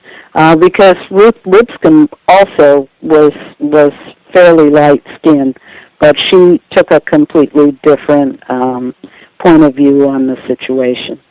So I think part of the thing for me was just to see that there are different ways in which one copes with difficult situations like this. And for me, it was instructive to learn various ways to handle things and also to understand just how difficult it was in those times. And yes, it was difficult for me for what I was trying to do, but nowhere near as difficult as it was for either one of those two women. Right on, absolutely. I didn't want to minimize this point either because we were just talking about this yesterday. As I just read the passage where you mentioned Ruth Lipscomb being an alumnus from Juilliard School of the Arts. That's right. Very prestigious, but her ended up basically just teaching a bunch of 7-year-olds, where we were just saying yesterday, having a lot of black people who are supremely overqualified for the position that they're in. This pops up multiple times in your book. You even write a little bit later, Henry Jackson Sr., that he was that he was a time and motion specialist with a master's degree from Columbia University. In a less racially biased era, he might have worked in a Fortune 500 company, but in 1948, a black man, even one with a master's degree, had few employment options. Instead of working on Wall Street, Henry Jackson Sr. earned his living at the Brooklyn branch of the U.S. Post Office. We talked about all of that to a T yesterday, even with a lot of black people being shifted and working at the post office and other government positions who are super overqualified to be there. That's right. I wanted to get this anecdote, I'll get the callers first because they did dial in, and I'll get this later. The folks that dialed in, if you have questions, not statements. The person that dialed in from a blocked number, did you have a question for Professor Wilkins? Can I be heard? Yes, sir. Greetings, Dr. Wilkins. I'm sorry. Yes, greetings. Hello. Hi. Very interesting show. I'm glad you came on to talk with us.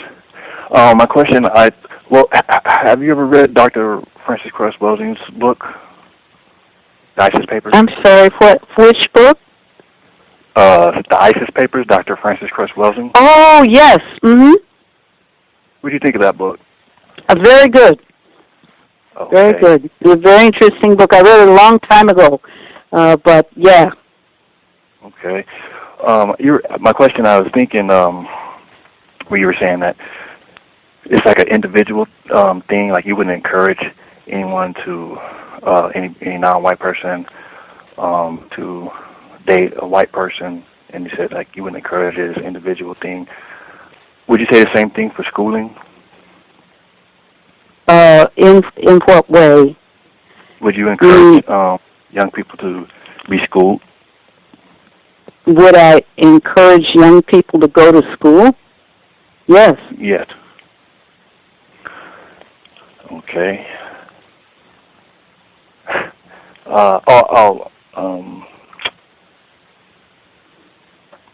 I don't know. I don't know. I don't want to make no statements, but I have another question. Nope. Thank you, Gus. Thank you, Doctor, for answering my question. Right on. The person that called in, good to hear from you, 909. Person that called in, 9281. Did you have a question for Professor Wilkins? Yes. How you doing, Professor Wilkins? I'm good, thank you. Okay, that's good to hear. I have a few questions. The first, I'll just ask, do you think that the system of racism is a war, an actual war? Do I think that racism is a war? Yes, the system of racism. Do you think that it is a war? Yeah, I suppose you could look at it that way. Yeah. Oh, okay. And do you think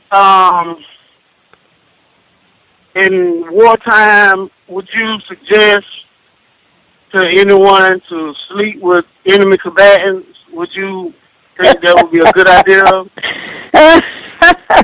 People did it.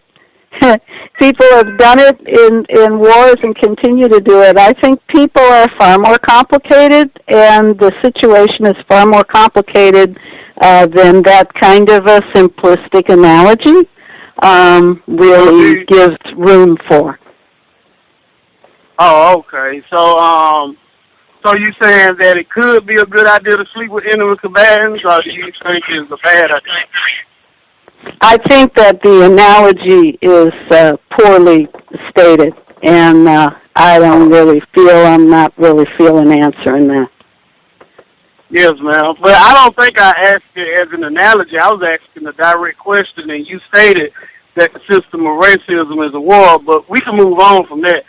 But my question is about, like, the pianists. Like, you were talking about the coal miners in Birmingham that was forced into slavery. Yes, my grandmother was a slave in Mississippi, and my great grandfather was helped my cousin escape from slavery in Mississippi. But my question is, when they used to tell me about that, they never really considered it. They never really called it the pianist. They just considered it slavery. Is that correct? They never really called it what? They called it slavery. They never used to refer to it as pianist like people do now. Like people in the education arena, they usually used to call it just regular slavery. They didn't call it the pianist, did they? Or was it just my folks that didn't call it the pianist? Or was that, basically I'm asking you, did white people pick the name pianist on it, or did that come from the people who were subjected to slavery themselves? Oh, I see what you're saying. I think that the term peonage, if I'm correct, I'm not sure that I even use the term peonage in the book, but the miners, the prison mine where my great-grandfather was, it was de facto slavery, but it was not legal slavery. In other words, the name was different, but the result was the same. Yes, sir. So what would be the difference between that? Like I heard what happened to your grandfather. I hate to happen to her because I can see that happening to me, or you, or anyone else for that matter today. But what do you think the difference between that right there, him probably being, first of all, what was he arrested for? Do you mind me asking? I don't know. You know, this was the thing, was that if you have you read this book, Slavery by Another Name? It's a very good book. That's a very good book, and I think that it will speak to a lot of your questions, because what they did was they arrested people wholesale for very small crimes, things that would hardly even be considered a crime, or maybe were just being in the wrong place at the wrong time. And it became just a system of rounding up people so that they could have workers in these mines. And this is very well documented in this book. It's called Slavery by Another Name by Douglas Blackman. Okay, but I was making a correlation the other day about I don't even use that word, and I'm not going to use it today. I hate that word. I think the word is, I really hate this word, so I'm not going to use it. But I think the whole thing about just stopping random black people and searching them and just targeting them, it's kind of feeding them into this prison industrial complex, which is like, which I think probably pretty much most people agree that it's the same thing as the pianist. So in that case, do you think the pianist never stopped? It's still going on now? Yes.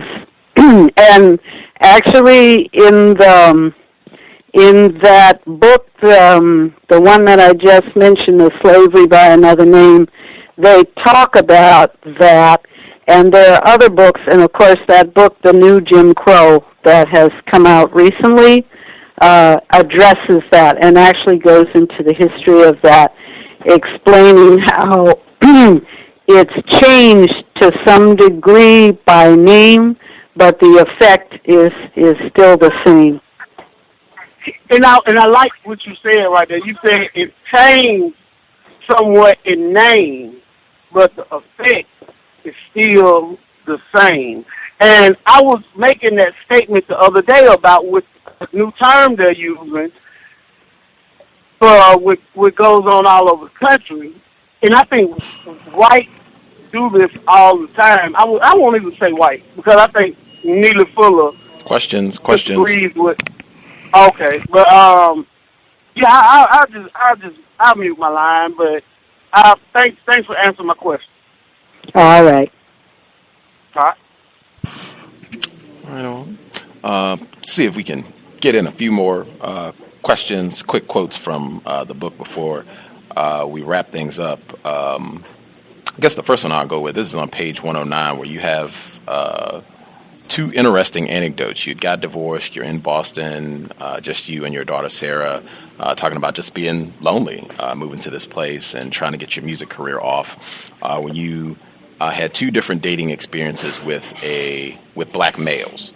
You had the first black male, he comes over, you all are going to listen to some music, and he breaks out cocaine.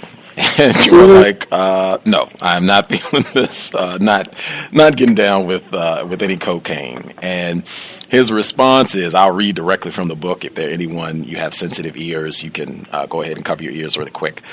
He says, I lost my paragraph. Okay, here we go. Dropping both arms to the side, you respond, I'm not going to do it. I guess he got aggressive about it, grabbing your arm, and you respond, I'm not really into coke. I don't like it. I don't want it. Maybe we should just call it a night. He responds, yeah, sure. Dropping both arms to his side, D narrowed his eyes, leaned back, and looked at me for the first time. You are one stuck-up yellow bitch. His response, for you turning down to do cocaine. On the next page, you go out with a different black male. You all go to a club, and he looks around and he takes note. He says, do you realize that half the people in that room are doing drugs? Jim shook his head. Those guys that aren't hopped up on coke are either drunk or zoned out on marijuana. Did you see that little drug deal going down in the corner by the bathroom? Disgusting. And I thought, oh wow, I thought this was gonna be great. Like this guy is taking like an explicit, bold stance, no drugs. This is not cool. This is disgusting. Like I don't even want to be here. And I thought, oh wow, this is gonna be great. And it abruptly ends. Like the whole evening is just done. You all go back, and I was like, wow, that's such a juxtaposition. Like you have the one guy, he's trying to aggressively get you to do drugs and you decline. And then the next guy is like, hey, drugs are the worst thing ever. Like, I don't even want to be around anybody doing drugs. And it still seems like it's not a path. I thought that was quite a juxtaposition for them to be almost within a page of each other. Yeah, they were in that respect opposites. The thing was, for me at that time, my focus was on music. And because Jim was very extremely straight-laced, he was very uncomfortable around the kind of music clubs and places where I was very focused into being, and the people that I was focused into being around. And although I myself did not want to do a lot of drugs, I didn't want to be in a situation with a person who was so judgmental that they could not sit in a club and enjoy themselves because they were concerned about other things that to me were not nearly as important as the music part. Okay, that's kind of what I thought, but glad to get the clarification. I'm gonna come back to that 1 second. I'm just tabling it. You write about being in Boston and your ex-husband, Jeffrey, white male, him still being in Washington State, and the arrangement worked out so your daughter could get visitation, and how this was, really tough, obviously. You caring about your daughter a lot, her making this the first time when she makes the flight by herself and how difficult it was for you crying in the car and what have you. The second time around, when she goes, you write that she was excited to visit Kyla, I think. Am I saying the name correctly? A friend, yeah. Okay. Was this the daughter of Jeffrey's new girlfriend, or who is Kyla? Yeah, he had a friend at that time, and so yeah, she had a little girl around Sarah's age. So yeah, so Sarah was excited to go out there and be with a new friend, but of course it was all difficult for me at that time. Do you know? To me, it sounded like a non-white name, black name. Was this a non-white child, Kyla? Was he seeing at that time? This friend was. No, I don't think so. I think actually it was a white girl. I never met her. I kept myself fairly separate from, the life that was going out there. But I don't believe it was a black girl. No. Okay. You have pictures of your daughter, Sarah, in the book as well. Mm-hmm. So she's now in her early 30s.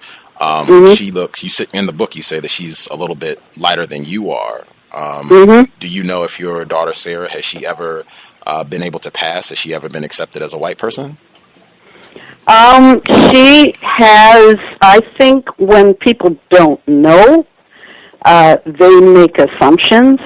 And her challenge has been to become comfortable with who she is and to be able to set them straight about, no, my mother is black and I come from African American heritage.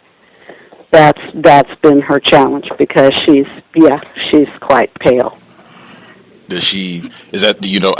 guess to your knowledge, is that something she does, like to make sure that she announces that, no, I'm not a white person, I have a black parent, I'm not a white person? Is that something that she does regularly? I think that it's something that she's doing more and more as she becomes more confident in herself. And one of the things that I'm most proud in this book is that it will give her also greater insight, I think, into where she comes from, that I think will be very helpful in making her feel proud about who she is.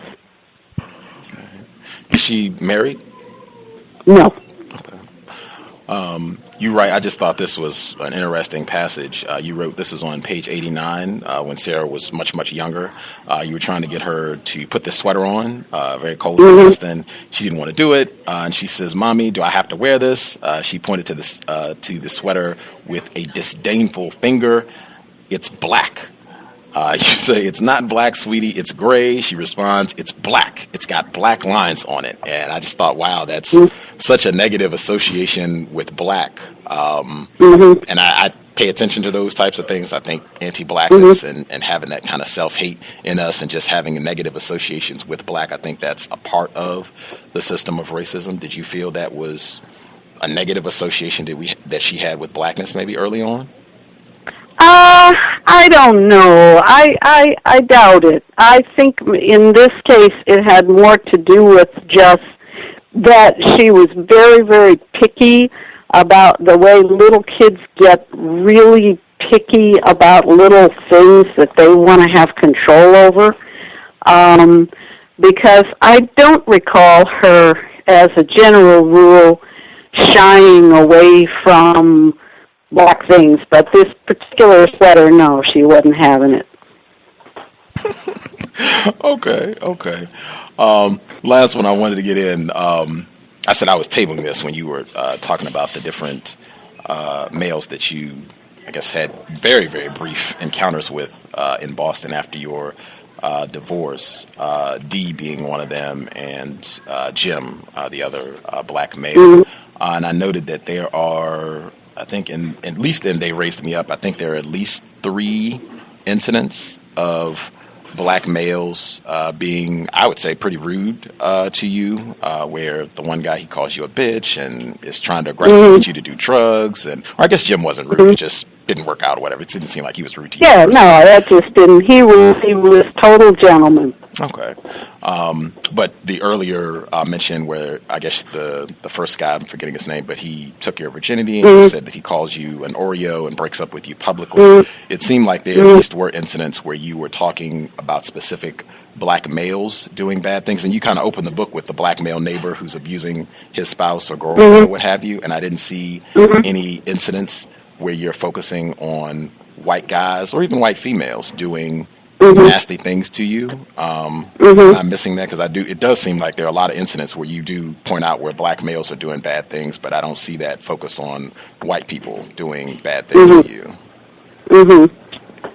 Well, I think that given the kind of adversity that I faced in terms of my professional life, and I do cite in the book several instances where white male, either teachers or various other people that I was with, actively discouraged or blocked me. So I would kind of question that. I don't think that I come across especially harsh, and I certainly did not intend to be any kind of global coming down on black males.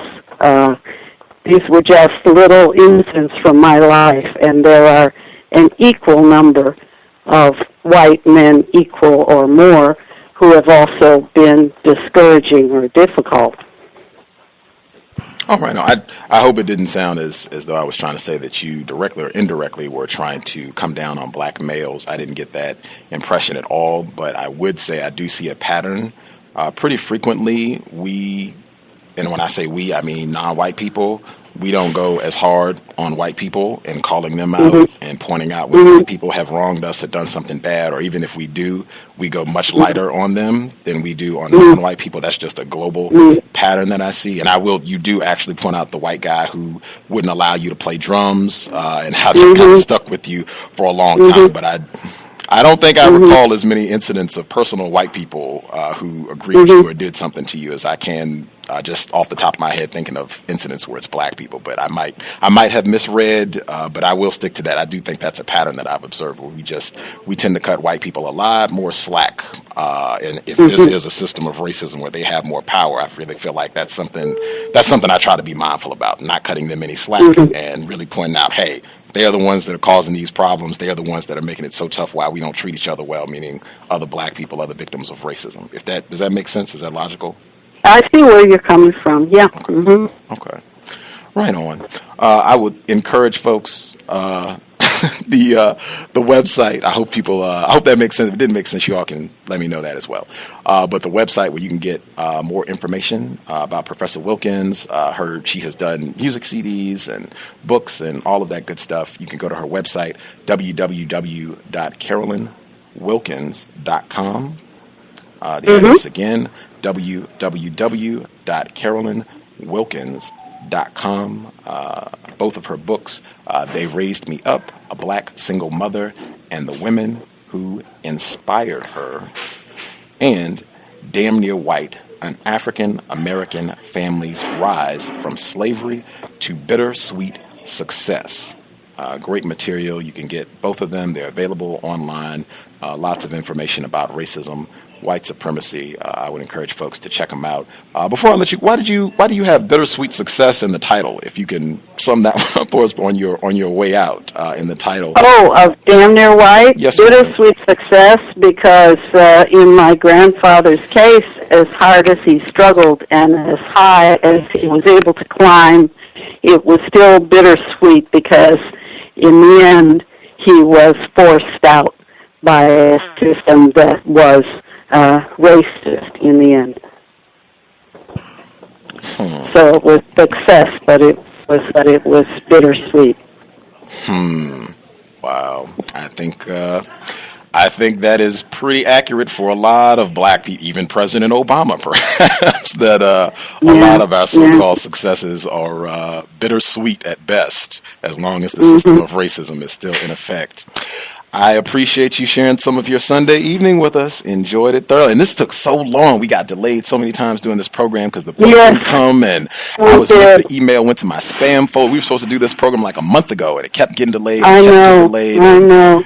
She was a trooper. She was patient, hung in with us. I'm glad we made it happen. Enjoy the rest of your Sunday evening, and we will definitely keep an eye out if you are cranking out any more books or material or doing things related to racism. We definitely want to know, and we'll keep in touch, Professor Wilkins. All right. Thank you so much, Gus. Yes, ma'am. Take it easy. All right. Bye. Good evening. Bye. Good night. Context of White Supremacy. We will get a quick commercial in. Then if folks have anything they want to get in, you can do statements now. See, once the guest is gone, if you have statements, then you can make your statement.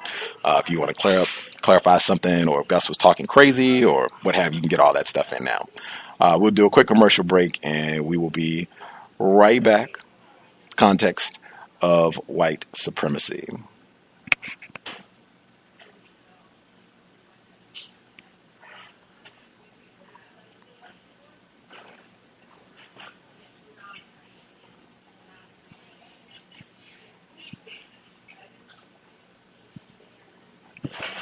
RacismDaily.com, your number one source for global news reports on race, racism, and overt actions of white supremacy. From Asia to the Americas, to Europe, to Australia, to Africa, racism is not a thing of the past. It is our current reality. Be informed. Be globally informed. You should be the first to know. RacismDaily.com, RacismDaily.com, RacismDaily.com.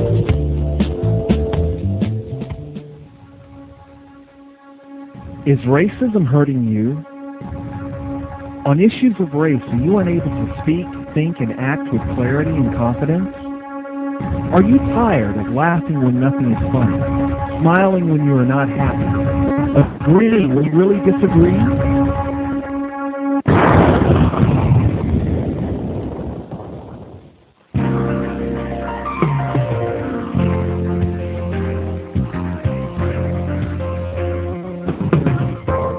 CounterRacism.com, you can learn specific strategies and techniques to counter the behaviors of the people who practice racism in all areas of activity, using words correctly, following counter-racist logic, even counter-racist science projects designed to reveal what racism is, how it works, and how to counter it. The open source code writing format allows you to pick and choose from a variety of counter-racist suggestions so you can produce the code that works for you. Stop by CounterRacism.com today and help replace racism with justice. That's counter-racism.com. Do you need a one-stop shop for all of your multimedia needs? Triumphant Multimedia is a skilled team of professionals with a passion for great marketing and chic design. Our specialties include consulting, brand development, copywriting, and creative graphic design that's second to none. We also offer photography, photo retouching, videography, and video editing. At Triumphant Multimedia, our goal is to provide highly effective creative solutions built to suit any individual need or budget. Give us a call at 678-732-8067 or check us out online at trimultimedia.com.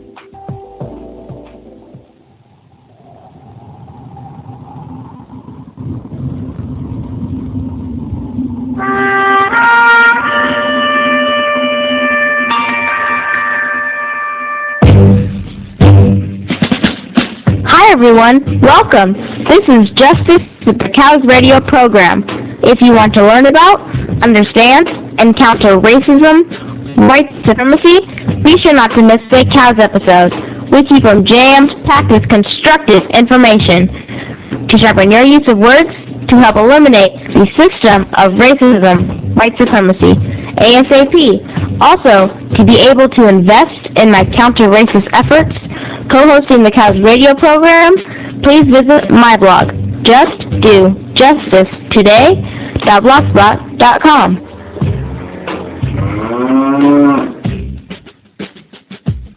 You're just saying just buckets and buckets of work. I got an uncle real crazy. My Uncle B, 55 years old, hates white people, married to a white lady. And he sit around going, these crackers ain't shit, except for Susan. He tried to explain the whole thing to me one day, say, yeah, I got a white wife, I love her, she loved me, that's all that matter. But I tell you this, if the revolution ever come, I'll kill her first.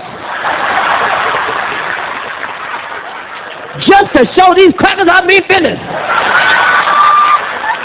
Motherfucking cracker ass, motherfucking cracker. Shit, cracker, motherfucker. Hey, hi, honey. Motherfucker, cracker. I'll kill my cracker kids, too.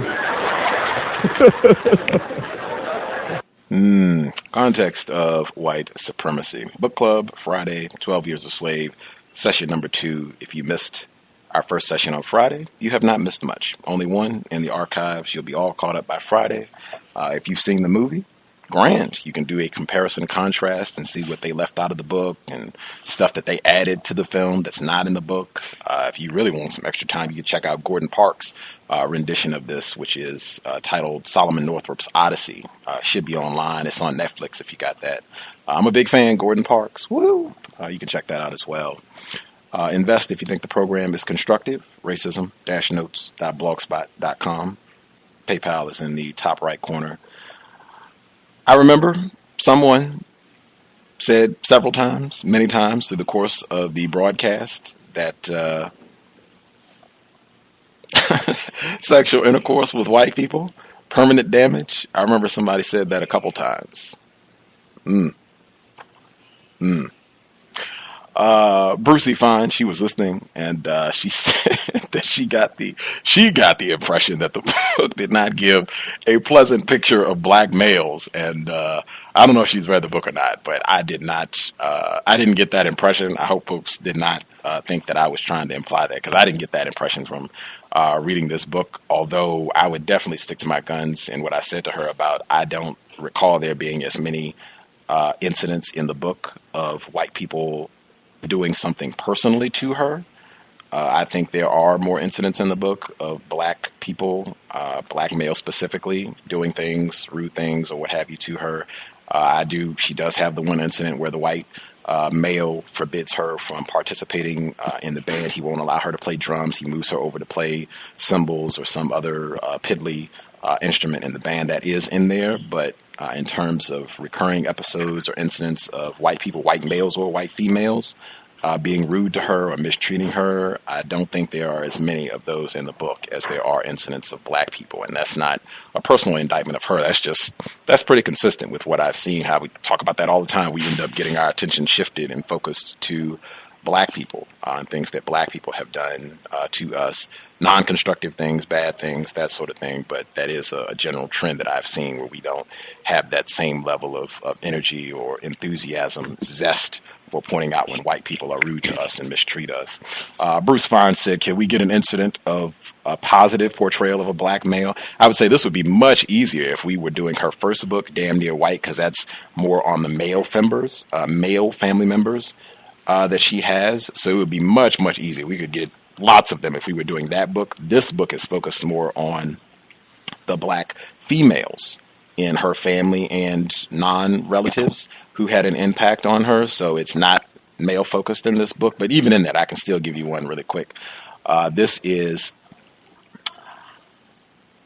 her grandmother,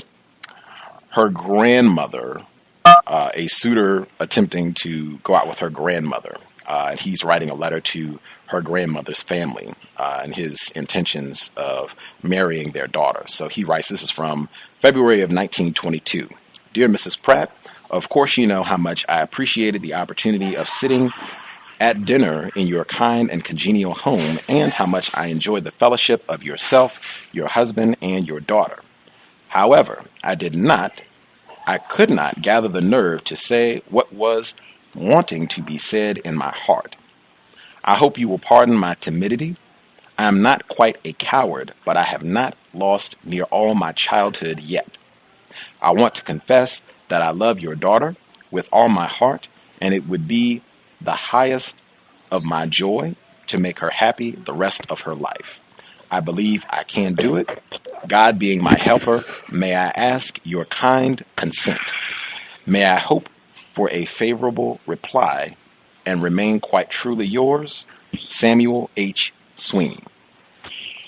There you go. I think that would be one positive representation of a black male being kind, pleasant, not rude, trying to shove drugs down someone's nose or some other such rude behavior, being a domestic tyrant.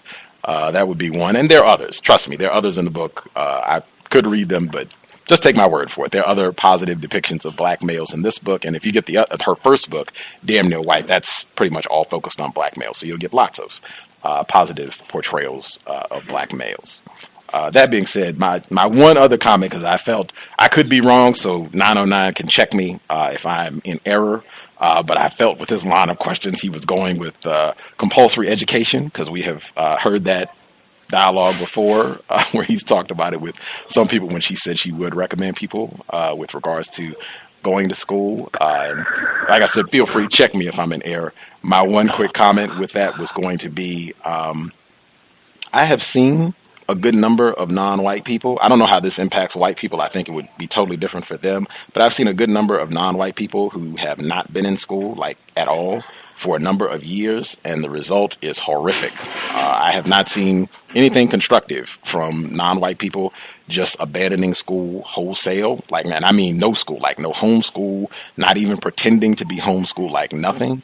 What I have seen, they are not sitting at home researching Gwendolyn Midlow Hall or watching great documentaries or learning how to reconstruct a motor or how to build plumbing or electrical wiring. What I have seen is they will break all kinds of PlayStation records, Wii records, records for television viewing. That's been my experience for the black people who are totally out of school. Not that I think the current educational system is anything wonderful for black people, but not being there at all, I have just not seen where that is an improvement. And I have seen that. I'm very familiar with that, unfortunately.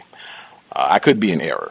And if you were not going the compulsory education route with your train of thought, you can definitely check me. And Gus, you were wrong. Don't be making inferences from brief statements that I make on the program. Caller at Alabama, 1804-909. Your line should be open if you all had anything you want to get in before we wrap things up. Feel free. Gus, I wanted to ask you, I've noticed that, am I correct to have noticed that you are no longer giving the definition of racism to non-white people when they come on the show? No, I just didn't do that today because someone said before, sexual intercourse with white people, permanent damage. Someone said that before. My thinking was that the confusion level, I suspected, even though she does have a lot of good information in the book, that the confusion level would be pretty high, and I thought that would be revealed just with her response to what is your definition for racism. And once we got that, I didn't really feel the need to give my definition to hear her response or what have you. So that's why I didn't do it today, but it's not going to be a pattern. I don't think, I don't recall the last non-white guest that we had on I think it was, I don't recall. I know I did give my definition with Dr. Tommy Curry. He was on pretty recently, and I gave it with him. And you'll hear it in the future, white guest or non-white guest. I just purposely withheld it today because I wanted to hear her response for a definition for racism. And then I went and looked at her picture online, and although I didn't find that, I don't know. I find it a little hard that someone could have confused her for a white person. When she said that she was confused for a white person when walking down the street with her boyfriend, that very first boyfriend she had. I don't know if anybody else peeped that. I wonder sometimes if I think there's a certain, what starts happening is there are certain narratives that we're used to hearing and that we expect from certain people, and sometimes I think people just tell the public the narrative they want to hear. But, I could be wrong. I did not find that, although she's pretty light-skinned, I didn't find that I would personally ever confuse her for a white person. So, listeners, you can go see CarolynWilkins.com. You can see her on her website. She has other pictures online too and videos, so you can see what she looks like. See if you think you would now confuse her for a white person, or maybe earlier in life confuse her for a white person. I think what you just said, I think it makes total sense. The one thing that I would say, I think when she was talking about being confused for a white person. I think she was talking about other black people confusing her for a white person. At my conclusion, I think non-white people, we do tend to make a lot of false positives in classifying certain individuals as white who are not white. And I used to do this myself when I was more confused. That's been my experience, that it's the analogy I give. It's almost like being on the plantation. If you're out in the field, if you're looking at the big house and there's a lighter complexion person out on the porch, you might think that that's a white person because you're far away and you can't really see that well. But then if you get closer up, it's like, oh, okay, that's just master's been running around the slave pens, and this is, another slave that's a little bit lighter. I think that happens a lot where we mistake individuals, black people I'm talking about, non-white people. We falsely identify someone as a white person who is not accepted as white by other white people. But I think what you said, it makes total sense.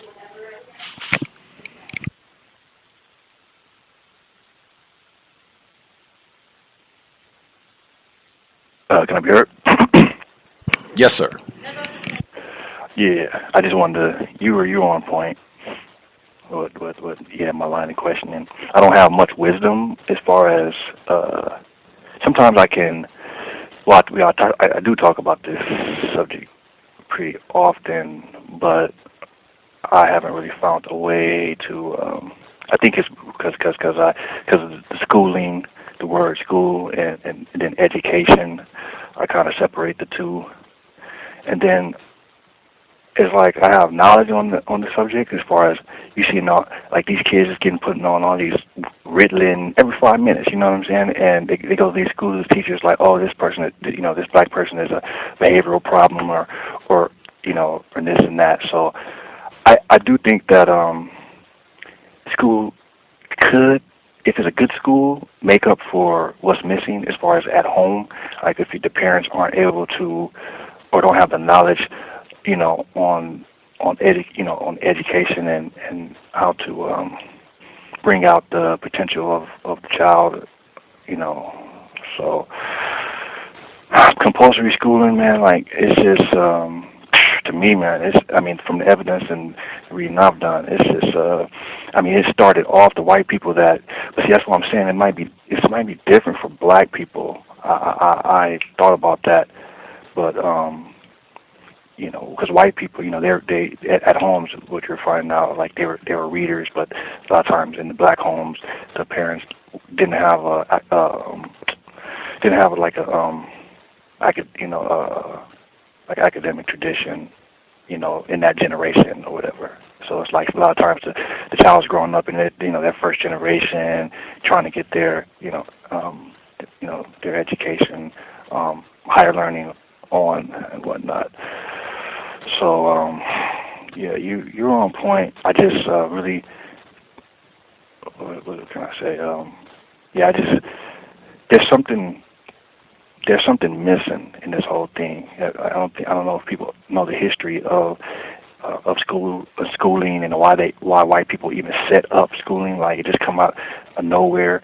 No culture really was sending their children off to some stranger is to tell them something, and then or say it's just man, it's I don't know, it's just terrible as far as I'm concerned. But I think maybe, like I said, if it's a good school, it could be making up for something that's missing at home for black people. So maybe that case, somebody could make a case on that, and I could understand that. I just think it's just this whole culture, this system is, I don't know, it's just, I try to get people, parents, man, to homeschool. Yeah, you're right. Oh, that's what I wanted to say too. Yeah, no schooling at all, just having the child, okay, let's say I'm afraid to send my child to school because he might be molested or she might be molested or something, or, sent to a psychiatrist or something like that. So I'm not sending them there because that's a dangerous place, and then don't have any, alternative, just let them stay home. So, yeah, they're probably, that's a bad thing. That wouldn't, be good for, black people and non-white people. So I just feel like homeschooling is the way, but or independent, private schools, things like that. But yeah, I wouldn't recommend nobody. I couldn't consciously tell a parent like, you need to send your child, to school. Oh, they not going to school. I just couldn't. I wouldn't encourage that at all. Now I wouldn't discourage it because I think that would be irresponsible depending on the person. But as far as encouraging it, I just couldn't do it, man, because it's causing so much damage, and that's what it was set up to do. As far as what I understand about it. Hello, Javier. Yes, sir. Yes, statement I would like to make. I think she made a good point when she was like, like with the term peonage or whatever. Even the other terms that I just came to the conclusion that I won't even say no more. And I might not even say peonage no more. I just call it what it is: slavery and the prison industrial complex. I won't even call it that. I just call it slavery. But I think she made an excellent point when she said that. She said whites, they put a new name on something that they always have been doing. And I think when the racists do that, I think they do that to water down what's actually going on. You know what I'm saying? That's probably why it offends me. You know what I'm saying? It offends me so much because it don't offend me when non-whites say it.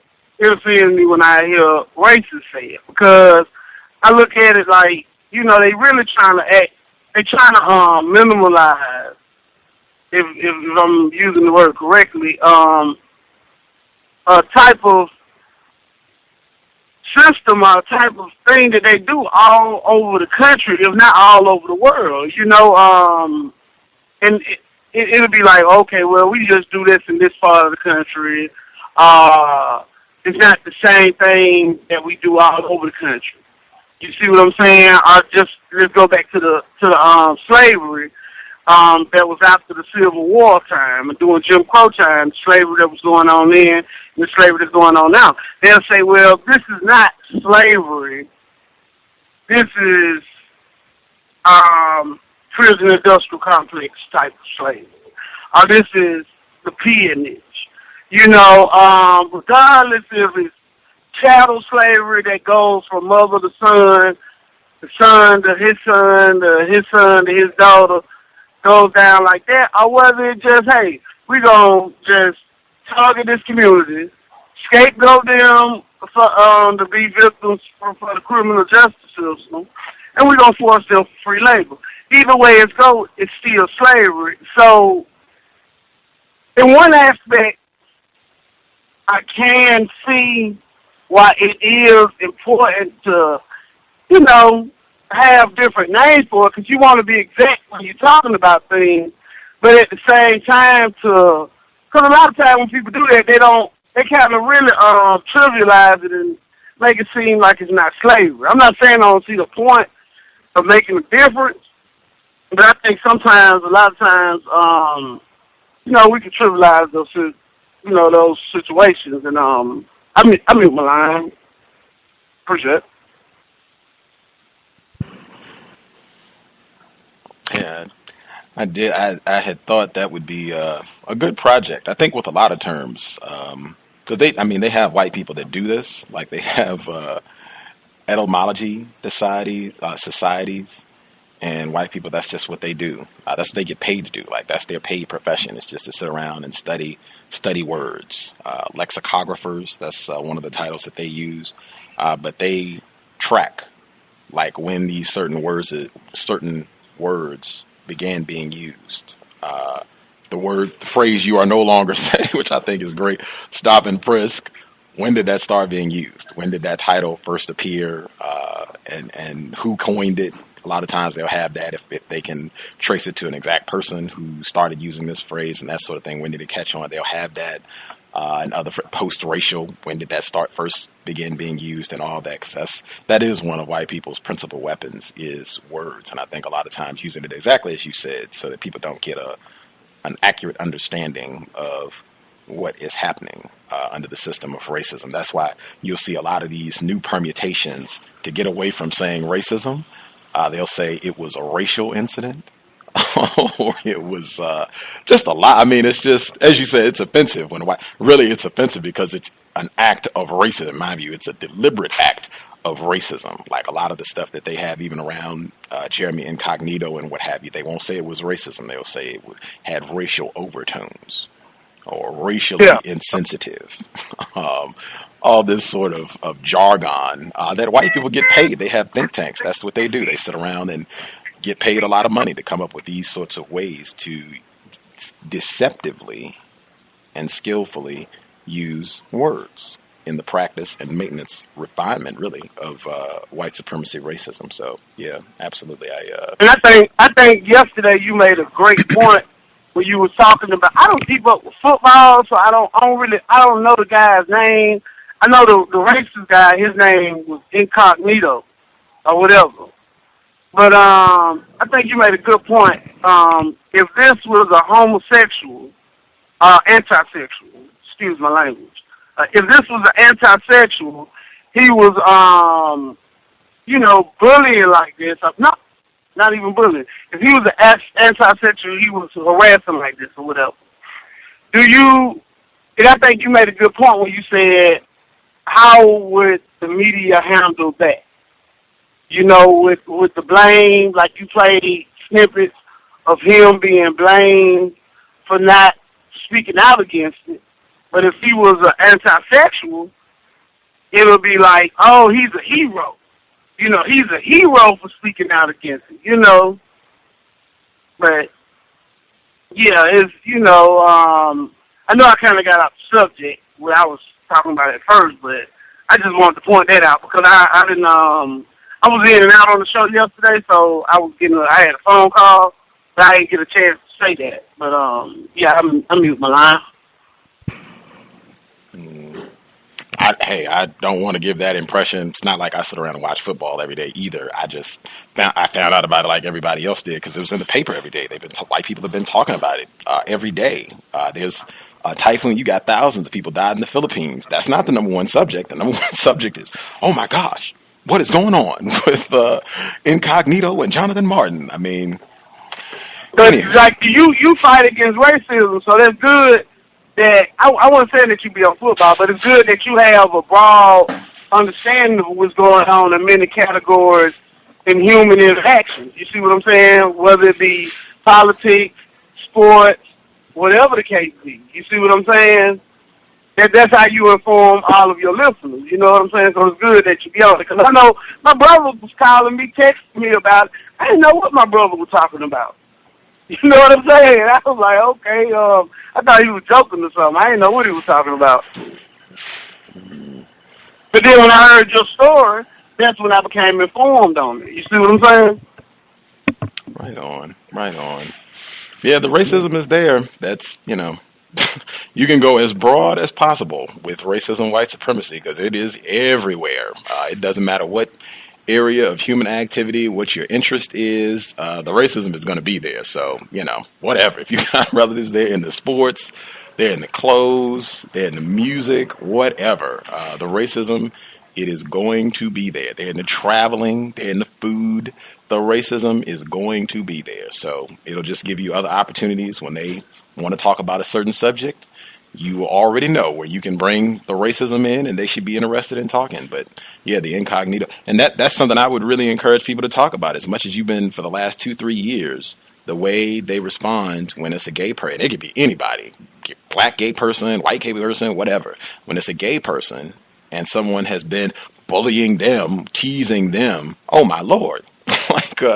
We got to call out the cavalry, to rescue them. I mean, what is going on? A gay person is being teased 5,000 miles away. We have got to do something about this. I I cannot imagine if it had been Jason Collins or another white person or a non-white person who was gay and they came out and they had the exact same story as what Jonathan Martin has reported. I think it would be totally different, the way that this is being handled, the way that it's being discussed.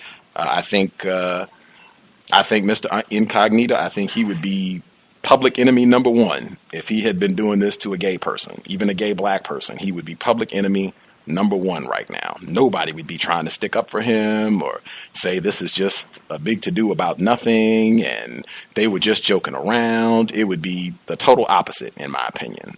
In fact, if Incognito was a black person, oh my Lord, I mean, it would be lynch mob in the house. Like, oh my God, I can't believe he did that. Man, they would go ahead. I was just thinking, like, Incognito, he was saying some gay stuff. Like, I mean, so, like, just think, like, if he was talking to a gay person and saying that he wanted to do something with the person's mouth or something like that. I don't know. I mean, you know, as we talking hypothetically, but that was just like, what the heck? I mean, like, would you say that to? I don't know. Would they? I mean, like, if you was talking to a gay person that said something like that, that's sexual harassment or something. You know what I'm saying? I'm telling you, man, they would be going to town. I cannot imagine that being something where they would be trying to make light of it and just say, oh, you all are joking. He has teammates, this white guy, this racist, he has teammates right now coming out saying, this is our best teammate. He is our best guy. I love him. He supported us all.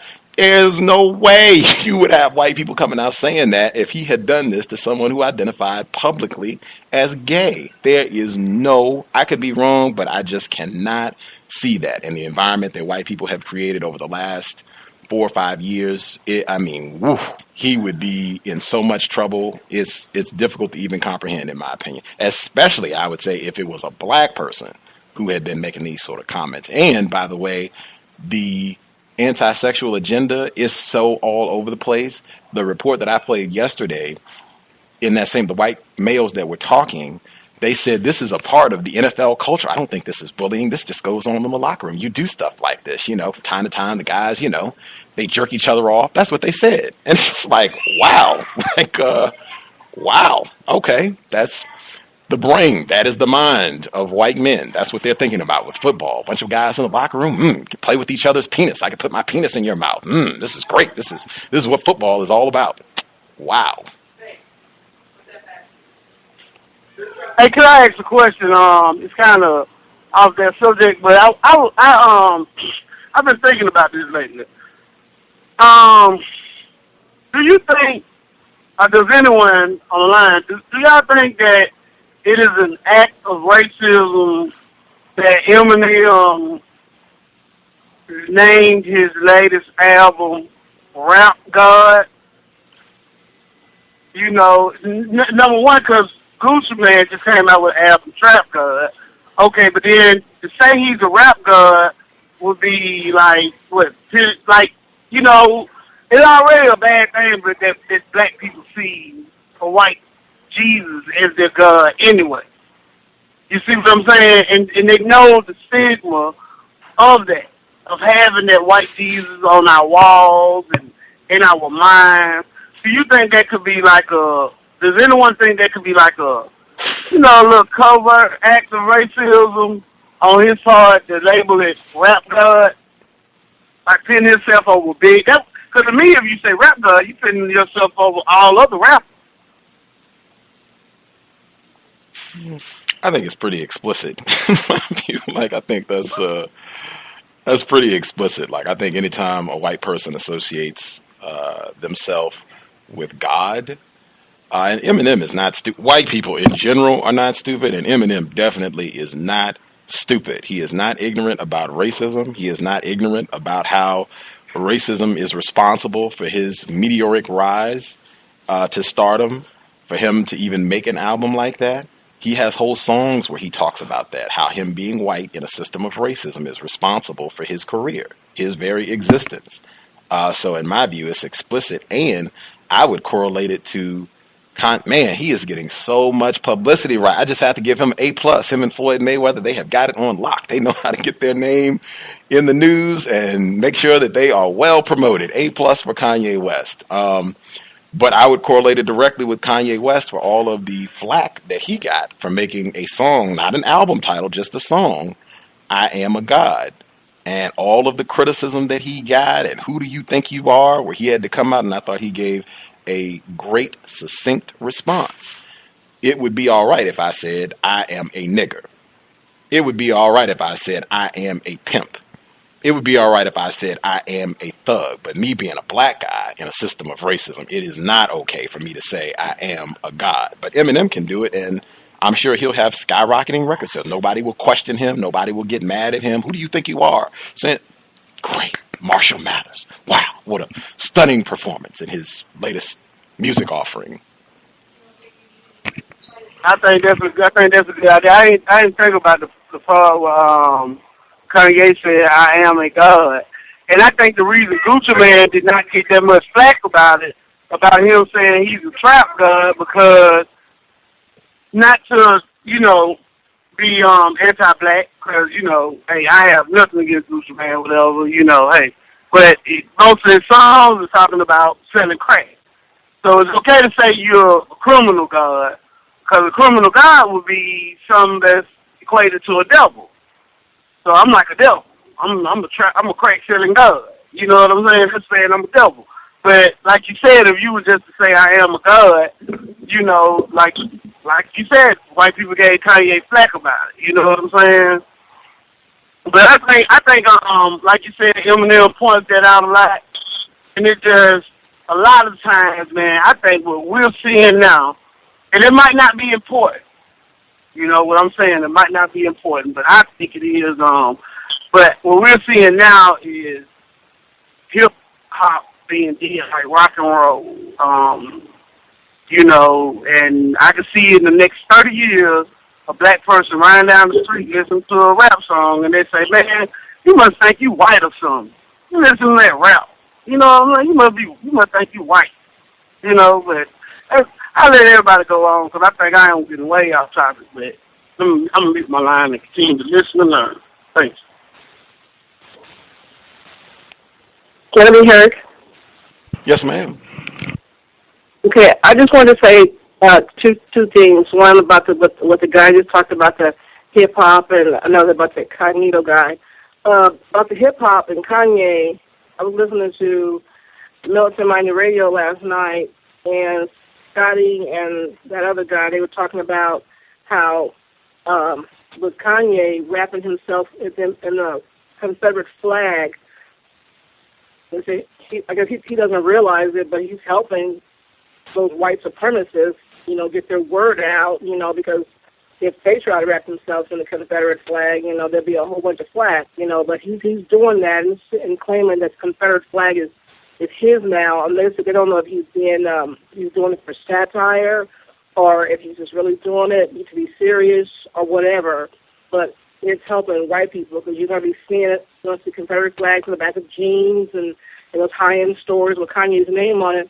But the other guy, that's the main host of the show, he said, just imagine, he said, if Kanye was to go out and put a swastika on his shirt or pants and said, I own the swastika now. He said, can you imagine how fast he would be shut down? Because those Jewish white folks in charge, they would not put up with that. And another thing about that incognito, I was looking on one of the websites last night, and I guess it was this black girl has come forward, and she said that Cognito, he sexually molested her at one of the clubhouses when they're playing golf. I mean, she wasn't playing golf, but he was playing golf with his buddies and whatever. He sexually molested her. He took a 9-iron or whatever, and he rubbed it against her vagina, and then he went up to her T-shirt and touched her breast, and then he knocked her glasses off the top of her head. And people were saying, well, how come she didn't do nothing about it? And people were saying, well, she was probably intimidated. But anyway, they said, and the black guys on the team, they were on his side and said, he's our nigga, you know, we had given him honorary nigga, you know, status. And you know, how dare she do that? And, you know, she's just a black girl. And they were saying, you know, black guys, a lot of black guys, they don't support black girls anyway, especially a lot of those black guys that play in the NWA and whatever, the football league and whatever. I mean, I don't know if that's true about those black guys, you know, not supporting black females. I mean, it seems to be that way from what I see in the media, but I'm not sure if that's completely true. And so I just wanted to add that. I didn't know if anybody had heard about that. I did. I read about that. Not the whole story or anything, but yeah, I don't know exactly what, you know, the whole thing is. But yeah, less than a black female. Hey Gus, did you guys talk about 12 Years, the movie 12 Years a Slave? Well, we have been now with the book club, and I guess we will for the next month. It's tied to the book, but you know, drawn in parallels with the film. Well, a lot of black people that I'm coming in contact with, like, man, they don't want to see it. They're upset.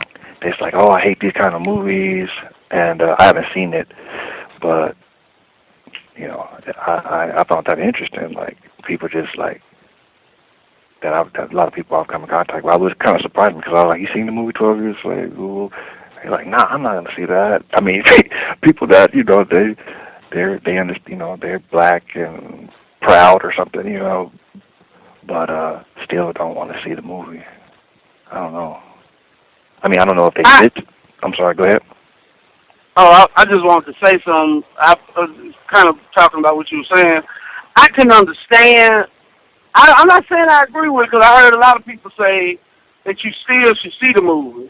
But, like, the people that don't want to see the movie, I can totally understand, and I'm kind of one of them people. I'm kind of like boycotting all movies about, I'm going to see 12 Years a Slave. They're not playing it in my city, but I want to I might just boycott all movies about black people after slavery, because I feel that until people start making movies about our experience before slavery, it's like telling the one-sided story. And what kind of picture are you painting to people?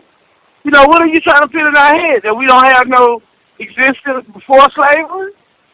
You know, so that's one reason why I say I probably wouldn't want to see it. But from what I heard, they said even though people that actually know me, they said even though I feel that way, this 12 Years a Slave is worth seeing. I might go out of town, see it or something, I don't know, because they're not showing it in my town. But I mute my line. I'm sorry for interrupting, and would you please continue? Sorry about that. No, that's cool. Yeah, I understand. Well, yeah, that was good what you said. You know, I know Dr. Wilson was saying, like, she said she spoke on it a bit. I heard her speaking on it, saying that, you know, it could be said, oh, you know, that was in the past. You know, look how bad it was back then, and now it's so great. So, but other black people that I've talked to, they said they've seen it, and they kind of got that Roots experiences. I don't know. I've never seen Roots, but I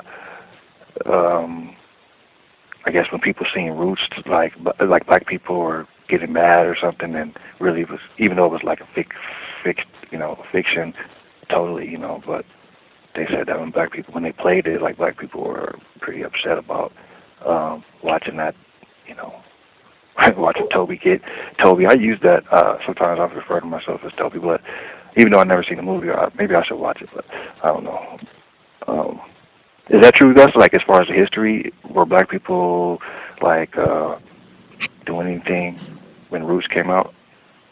Were black people doing, like, do you mean rioting, or what do you mean? Yeah, doing violence and, you know, cursing white people out or something. No, I have never heard of that. In fact, if what I had been told is accurate, because I wasn't born when it came out, the film was released, when it was televised. Number one, Roots is a miniseries, so it was on for a whole week. When it was initially televised, it snowed really bad on the East Coast, and so for a lot of people, they were snowed in. So people were almost kind of forced to watch. And they even talk about supernatural forces and, the snowstorm coming, so people were forced to watch it. They were inside, and this was in the 70s, so you didn't have, 50,000 television channels like you got now. You didn't have as many viewing options. So it had huge ratings that week just because a lot of people were snowed in and they didn't have anything to do but watch television. But no, I have not heard any reports of people viewing it and rioting and going crazy and beating up white people or calling them crow or anything like that. I just heard, it got rave reviews. It made LeVar Burton a star. O.J. Simpson is in it. And I mean, it's kind of the way that you haven't seen it, the way that it ends. There are good white people in it who help the main black characters get off the plantation and quote unquote become free. So I would be very surprised to even hear that, but I've never heard that black people rioting or getting upset as a result of seeing Roots. But again, I was not born at the time that it aired, so might not be the best person to ask. Roots was a real mild movie. I mean, it was all the women had. All the black females had relaxers in their hair, except for the one who played Kizzy, which was Leslie Uggams, I think, and it was just really mild. I mean, the slaves got married, and at the end of the day, they would dance, and the white man came out and tell them that they aren't slaves anymore, and he was real nice to them. It was real mild. It was like a cartoon or something. It was just whack. You seen 12 Years a Slave? 12 Years as a Slave. I wouldn't pay my money to go see it because how much does a ticket cost? What, $12, $15? But when it came out on Netflix, I would watch it. But this is the black guy that made the movie. He came to the premiere with Madonna, who has known to have said negative things about black males in the past. The filmmaker is married to a white woman, Steve McQueen, who made 12 Years a Slave. He is married to a white woman, unfortunately. But I haven't seen his version, and I haven't seen Gordon Parks' version, so I can't offer a comparison and contrast. But I thought it was cool that I thought it kind of was a cow's moment when she said, when she was talking about how black people, how blacks with high educate, with degrees, and you guys were talking about that on the call in about black people with degrees, they get these low wage jobs and jobs underlings and assistants and stuff like that when the education is much higher than that. And for her to kind of break that down that's pretty. That's what the cows moments like. You be on time with it. That's interesting. Yeah, I think Bruce Vaughn, she had emailed when we were talking about that yesterday. She was saying that they take a lot of these super educated black people and shuffle them off to the post office. And she had that in the book. This black guy, he's got a master's degree and he's working at the post office. And now they complain about the post office. Oh my God, it's poorly ran and it's about to go out of business and bankrupt. I think I read in the paper, they were saying that they're like monstrous deficit, like millions, it might even be billions. I mean, it is like monstrous post office debt. And they said that this just got shoved to the back burner because people are fussing at President Obama for all kinds of stuff and the debt ceiling and the government shutdown and everything. But they were like, yeah, the post office is the major I think it was billions with the B. Billions, like $1 billion deficit with the post office. Yeah. Hey, I hate to do this, but you said the term, and I'm sure people listening, they might know this term because I just heard it and you said it today and I never heard anybody say it, but the term snowed in, it's I'm sorry to say this, but it's a term that do you know what I'm about to say? Oh, go ahead. I'm listening. Go ahead. Oh, I thought you might have heard it. Yeah, it's like a term that black males use for when they when they got white girls. They say that they're snowed in. That's common. I'm sorry to say. Well, I know people. I know people heard me say that and thought that. They, referred to this like I heard that term before with these, black males when they get with, when they got these white girls twerking and stuff like that. They like, I'm snowed in. I'm snowed in. That's terrible. But anyway, I've heard playing in the snow. I've heard that one for when you are being sewered by a white person playing in the snow. But that is a new one. Snowed in. Wow. I will keep my ears out for that in the future. You remember that you had the one guest on? She was talking about football and the what's it, the league, the Mackenzie Ryan. Right. And I asked her. She was talking about how she said, "Oh, I don't think football is inherently bad." And then I asked her, what's the death rate of football players is, and she said a number that was under the CDC. She was like around 40. I was like, well, black people ain't supposed to be dying at 40. Like, do you understand that? And like every time, I mean, it's not inherently bad, but you guessing that they died at 40, 45? I mean, come on, people don't be dying at 45. Like that should tell you right there something ain't right. Man, football is terrible, man. I hate that. It's just terrible. That's why I was on watching today. Oh, Raiders. We got the crazy Raider fans, but here. But I just I can't watch football, man. Like every time football comes on Sunday, I just think of the $1 million slaves. I just think about how they're just devastating to the black males as far as their health. And when Pumpkin, she played that clip and whatnot. Just giving another example. He didn't. I mean, could you imagine? He said he wanted to hurt the guy. But could you imagine somebody just decided? But you trying to get the, you trying to go into the NFL, so you being called Toby, and you feel me? Your name ain't got. It don't even start with a T. I mean, man. I'm sure he's not the only one. Mm-hmm. And that's not just the same thing I said yesterday. That's not just the NFL. That's standard operating procedure. I'm sure there's tons of white people who are not in the NFL who just got a regular old job at the post office, the grocery store, office job, where they're going through the same thing. When their name could be Rodney Jackson, and it's like, I don't want to call you Rodney. We're going to call you Tyrone or Toby or whatever name I like. And just not making anywhere near what the NFL salary is or what. I mean, that's just how white people get down every day. All of them, they are not ignorant. And they understand that. That's huge. Just somebody's title. I think Professor Griff said that on one of bracket way back when.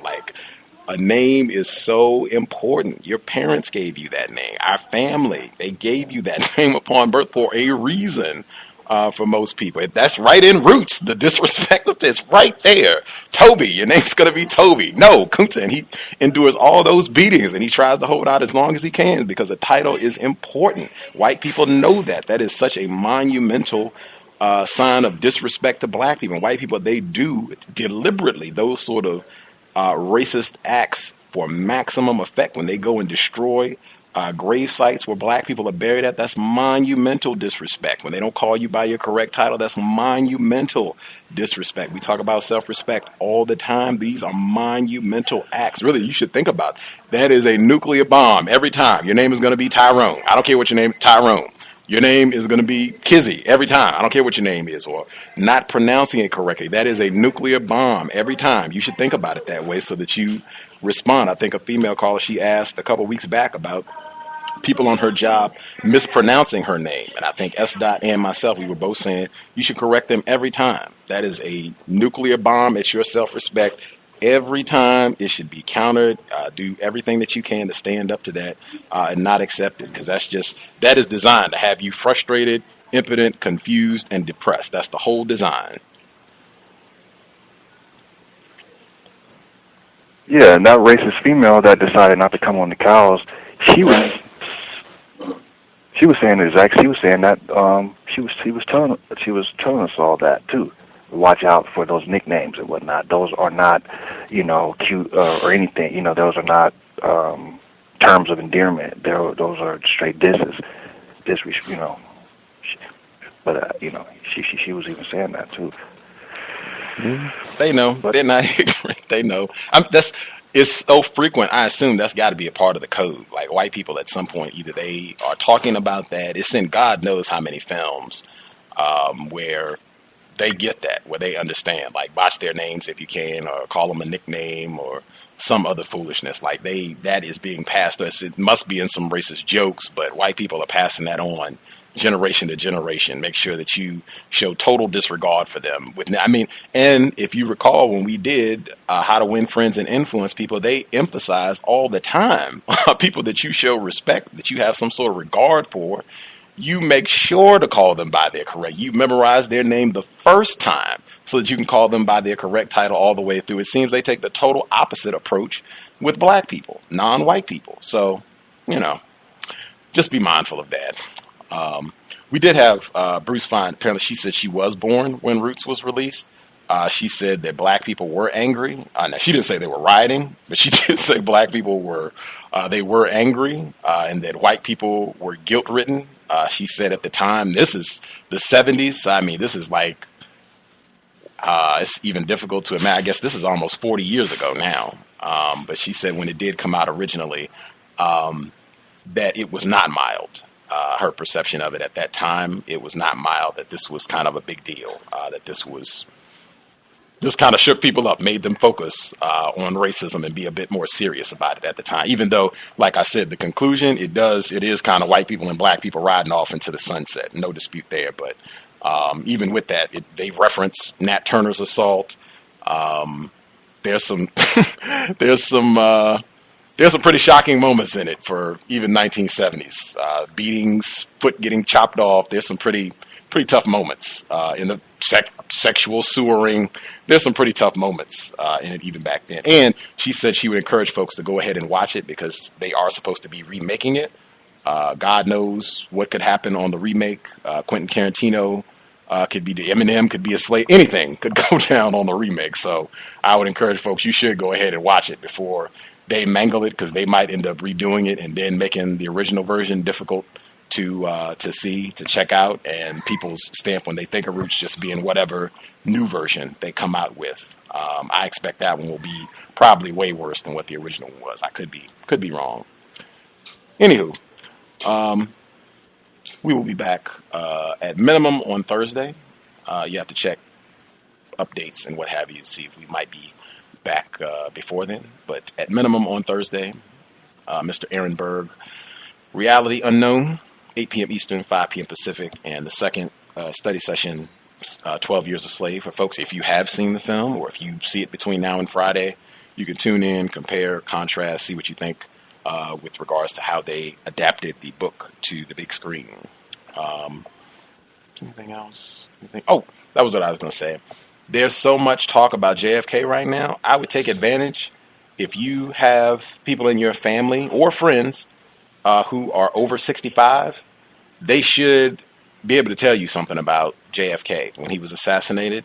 They should remember that. That should be like one of those marks that gets, etched in time. They know what they were doing, what people were saying. I would try to ask them a lot of questions about that. Like I said, Mr. Fuller, he had, what a response. If you talk to Mr. Fuller, ask him what he was doing. 1963, November 22nd, his response to JFK assassination. It is, you will have a laugh like no other. That Dr. Cambon asked him about it. I haven't asked Dr. Welsing, but I plan to ask her as well. If your parents are 65 and up, you should ask them. That is probably one of the, if there's a top 5 most important events that happened in the world last 50 years, that has got to be one of the 5 that just the global ramifications of that event and the racism. Dr. Cambon, he recommended Executive Action. It's a film that came out in the early 1970s, and it's not a documentary, but the premise of the film is that Kennedy must be killed because he's not doing right with regards to how non-white people need to be managed and controlled. He's not going into Vietnam, non-white people. He's not going there. This is a strategic location. We want to control this area. We want to control how things are operated there. We want military bases there and population control. This way we can better manage their numbers, make sure that they don't breed too much and get out of control.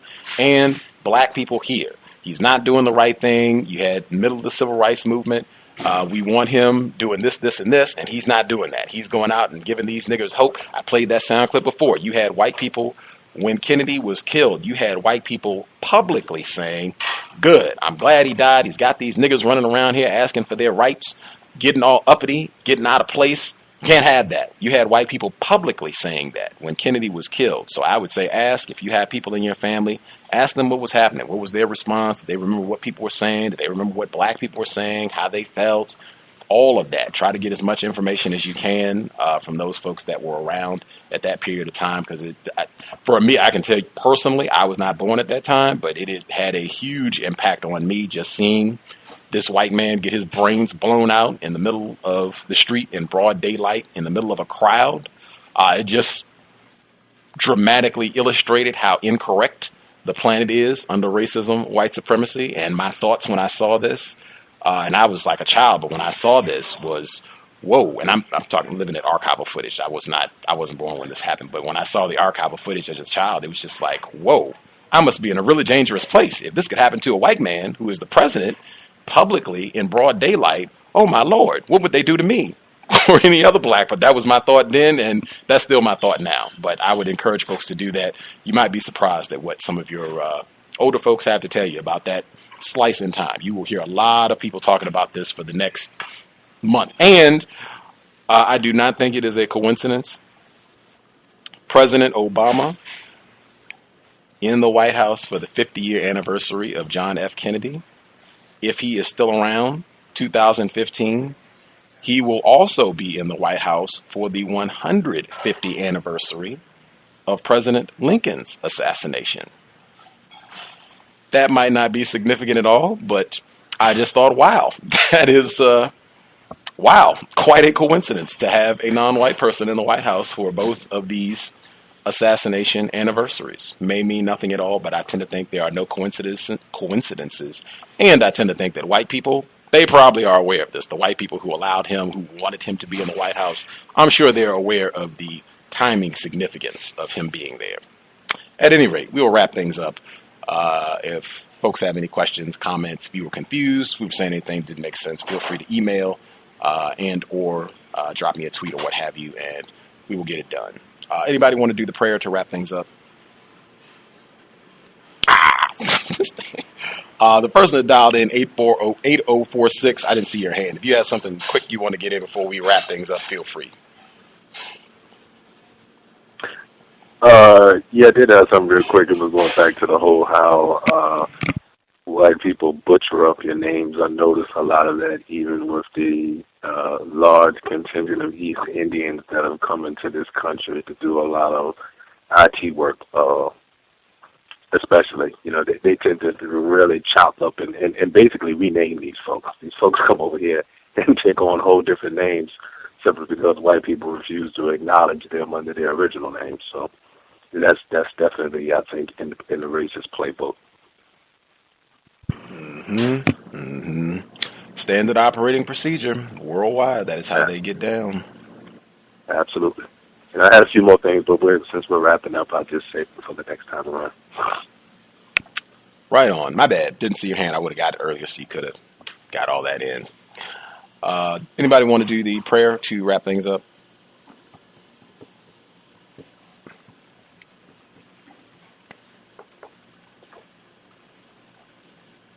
Cool. I will knock it out myself.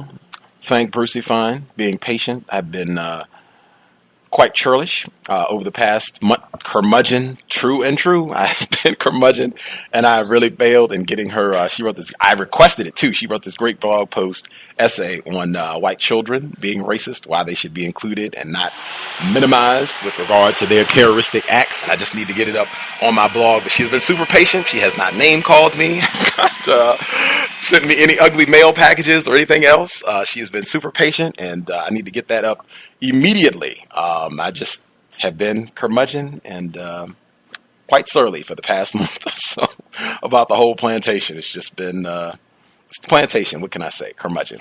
At any rate, Creator, we request that you help us remain patient with other victims and ourselves. We request that you aid us in immediately ceasing any and all abuse of other victims, especially black males abusing black females. It is a disgrace. It is drastically hindering our ability to successfully, permanently resolve the problem. White people, help us all to remember our enemy is white. White man, white woman, white child. Even if we do not get along with other non-white people, they are not the problem. Help us to remain resilient, steadfast, dedicated in the face of all opposition. There will be great opposition from whites. Expect that, be prepared for it, and remain undeterred. Our assignment: replace white supremacy with justice as soon as possible. Ashe. We will be back later in the week. Thanks all for tuning in. Context of White Supremacy, signing out. I'm a victim, brother. You're a victim. I'm a victim of 400 years of conditioning. Shut up. The man has programmed my conditioning. Even my conditioning has been conditioned.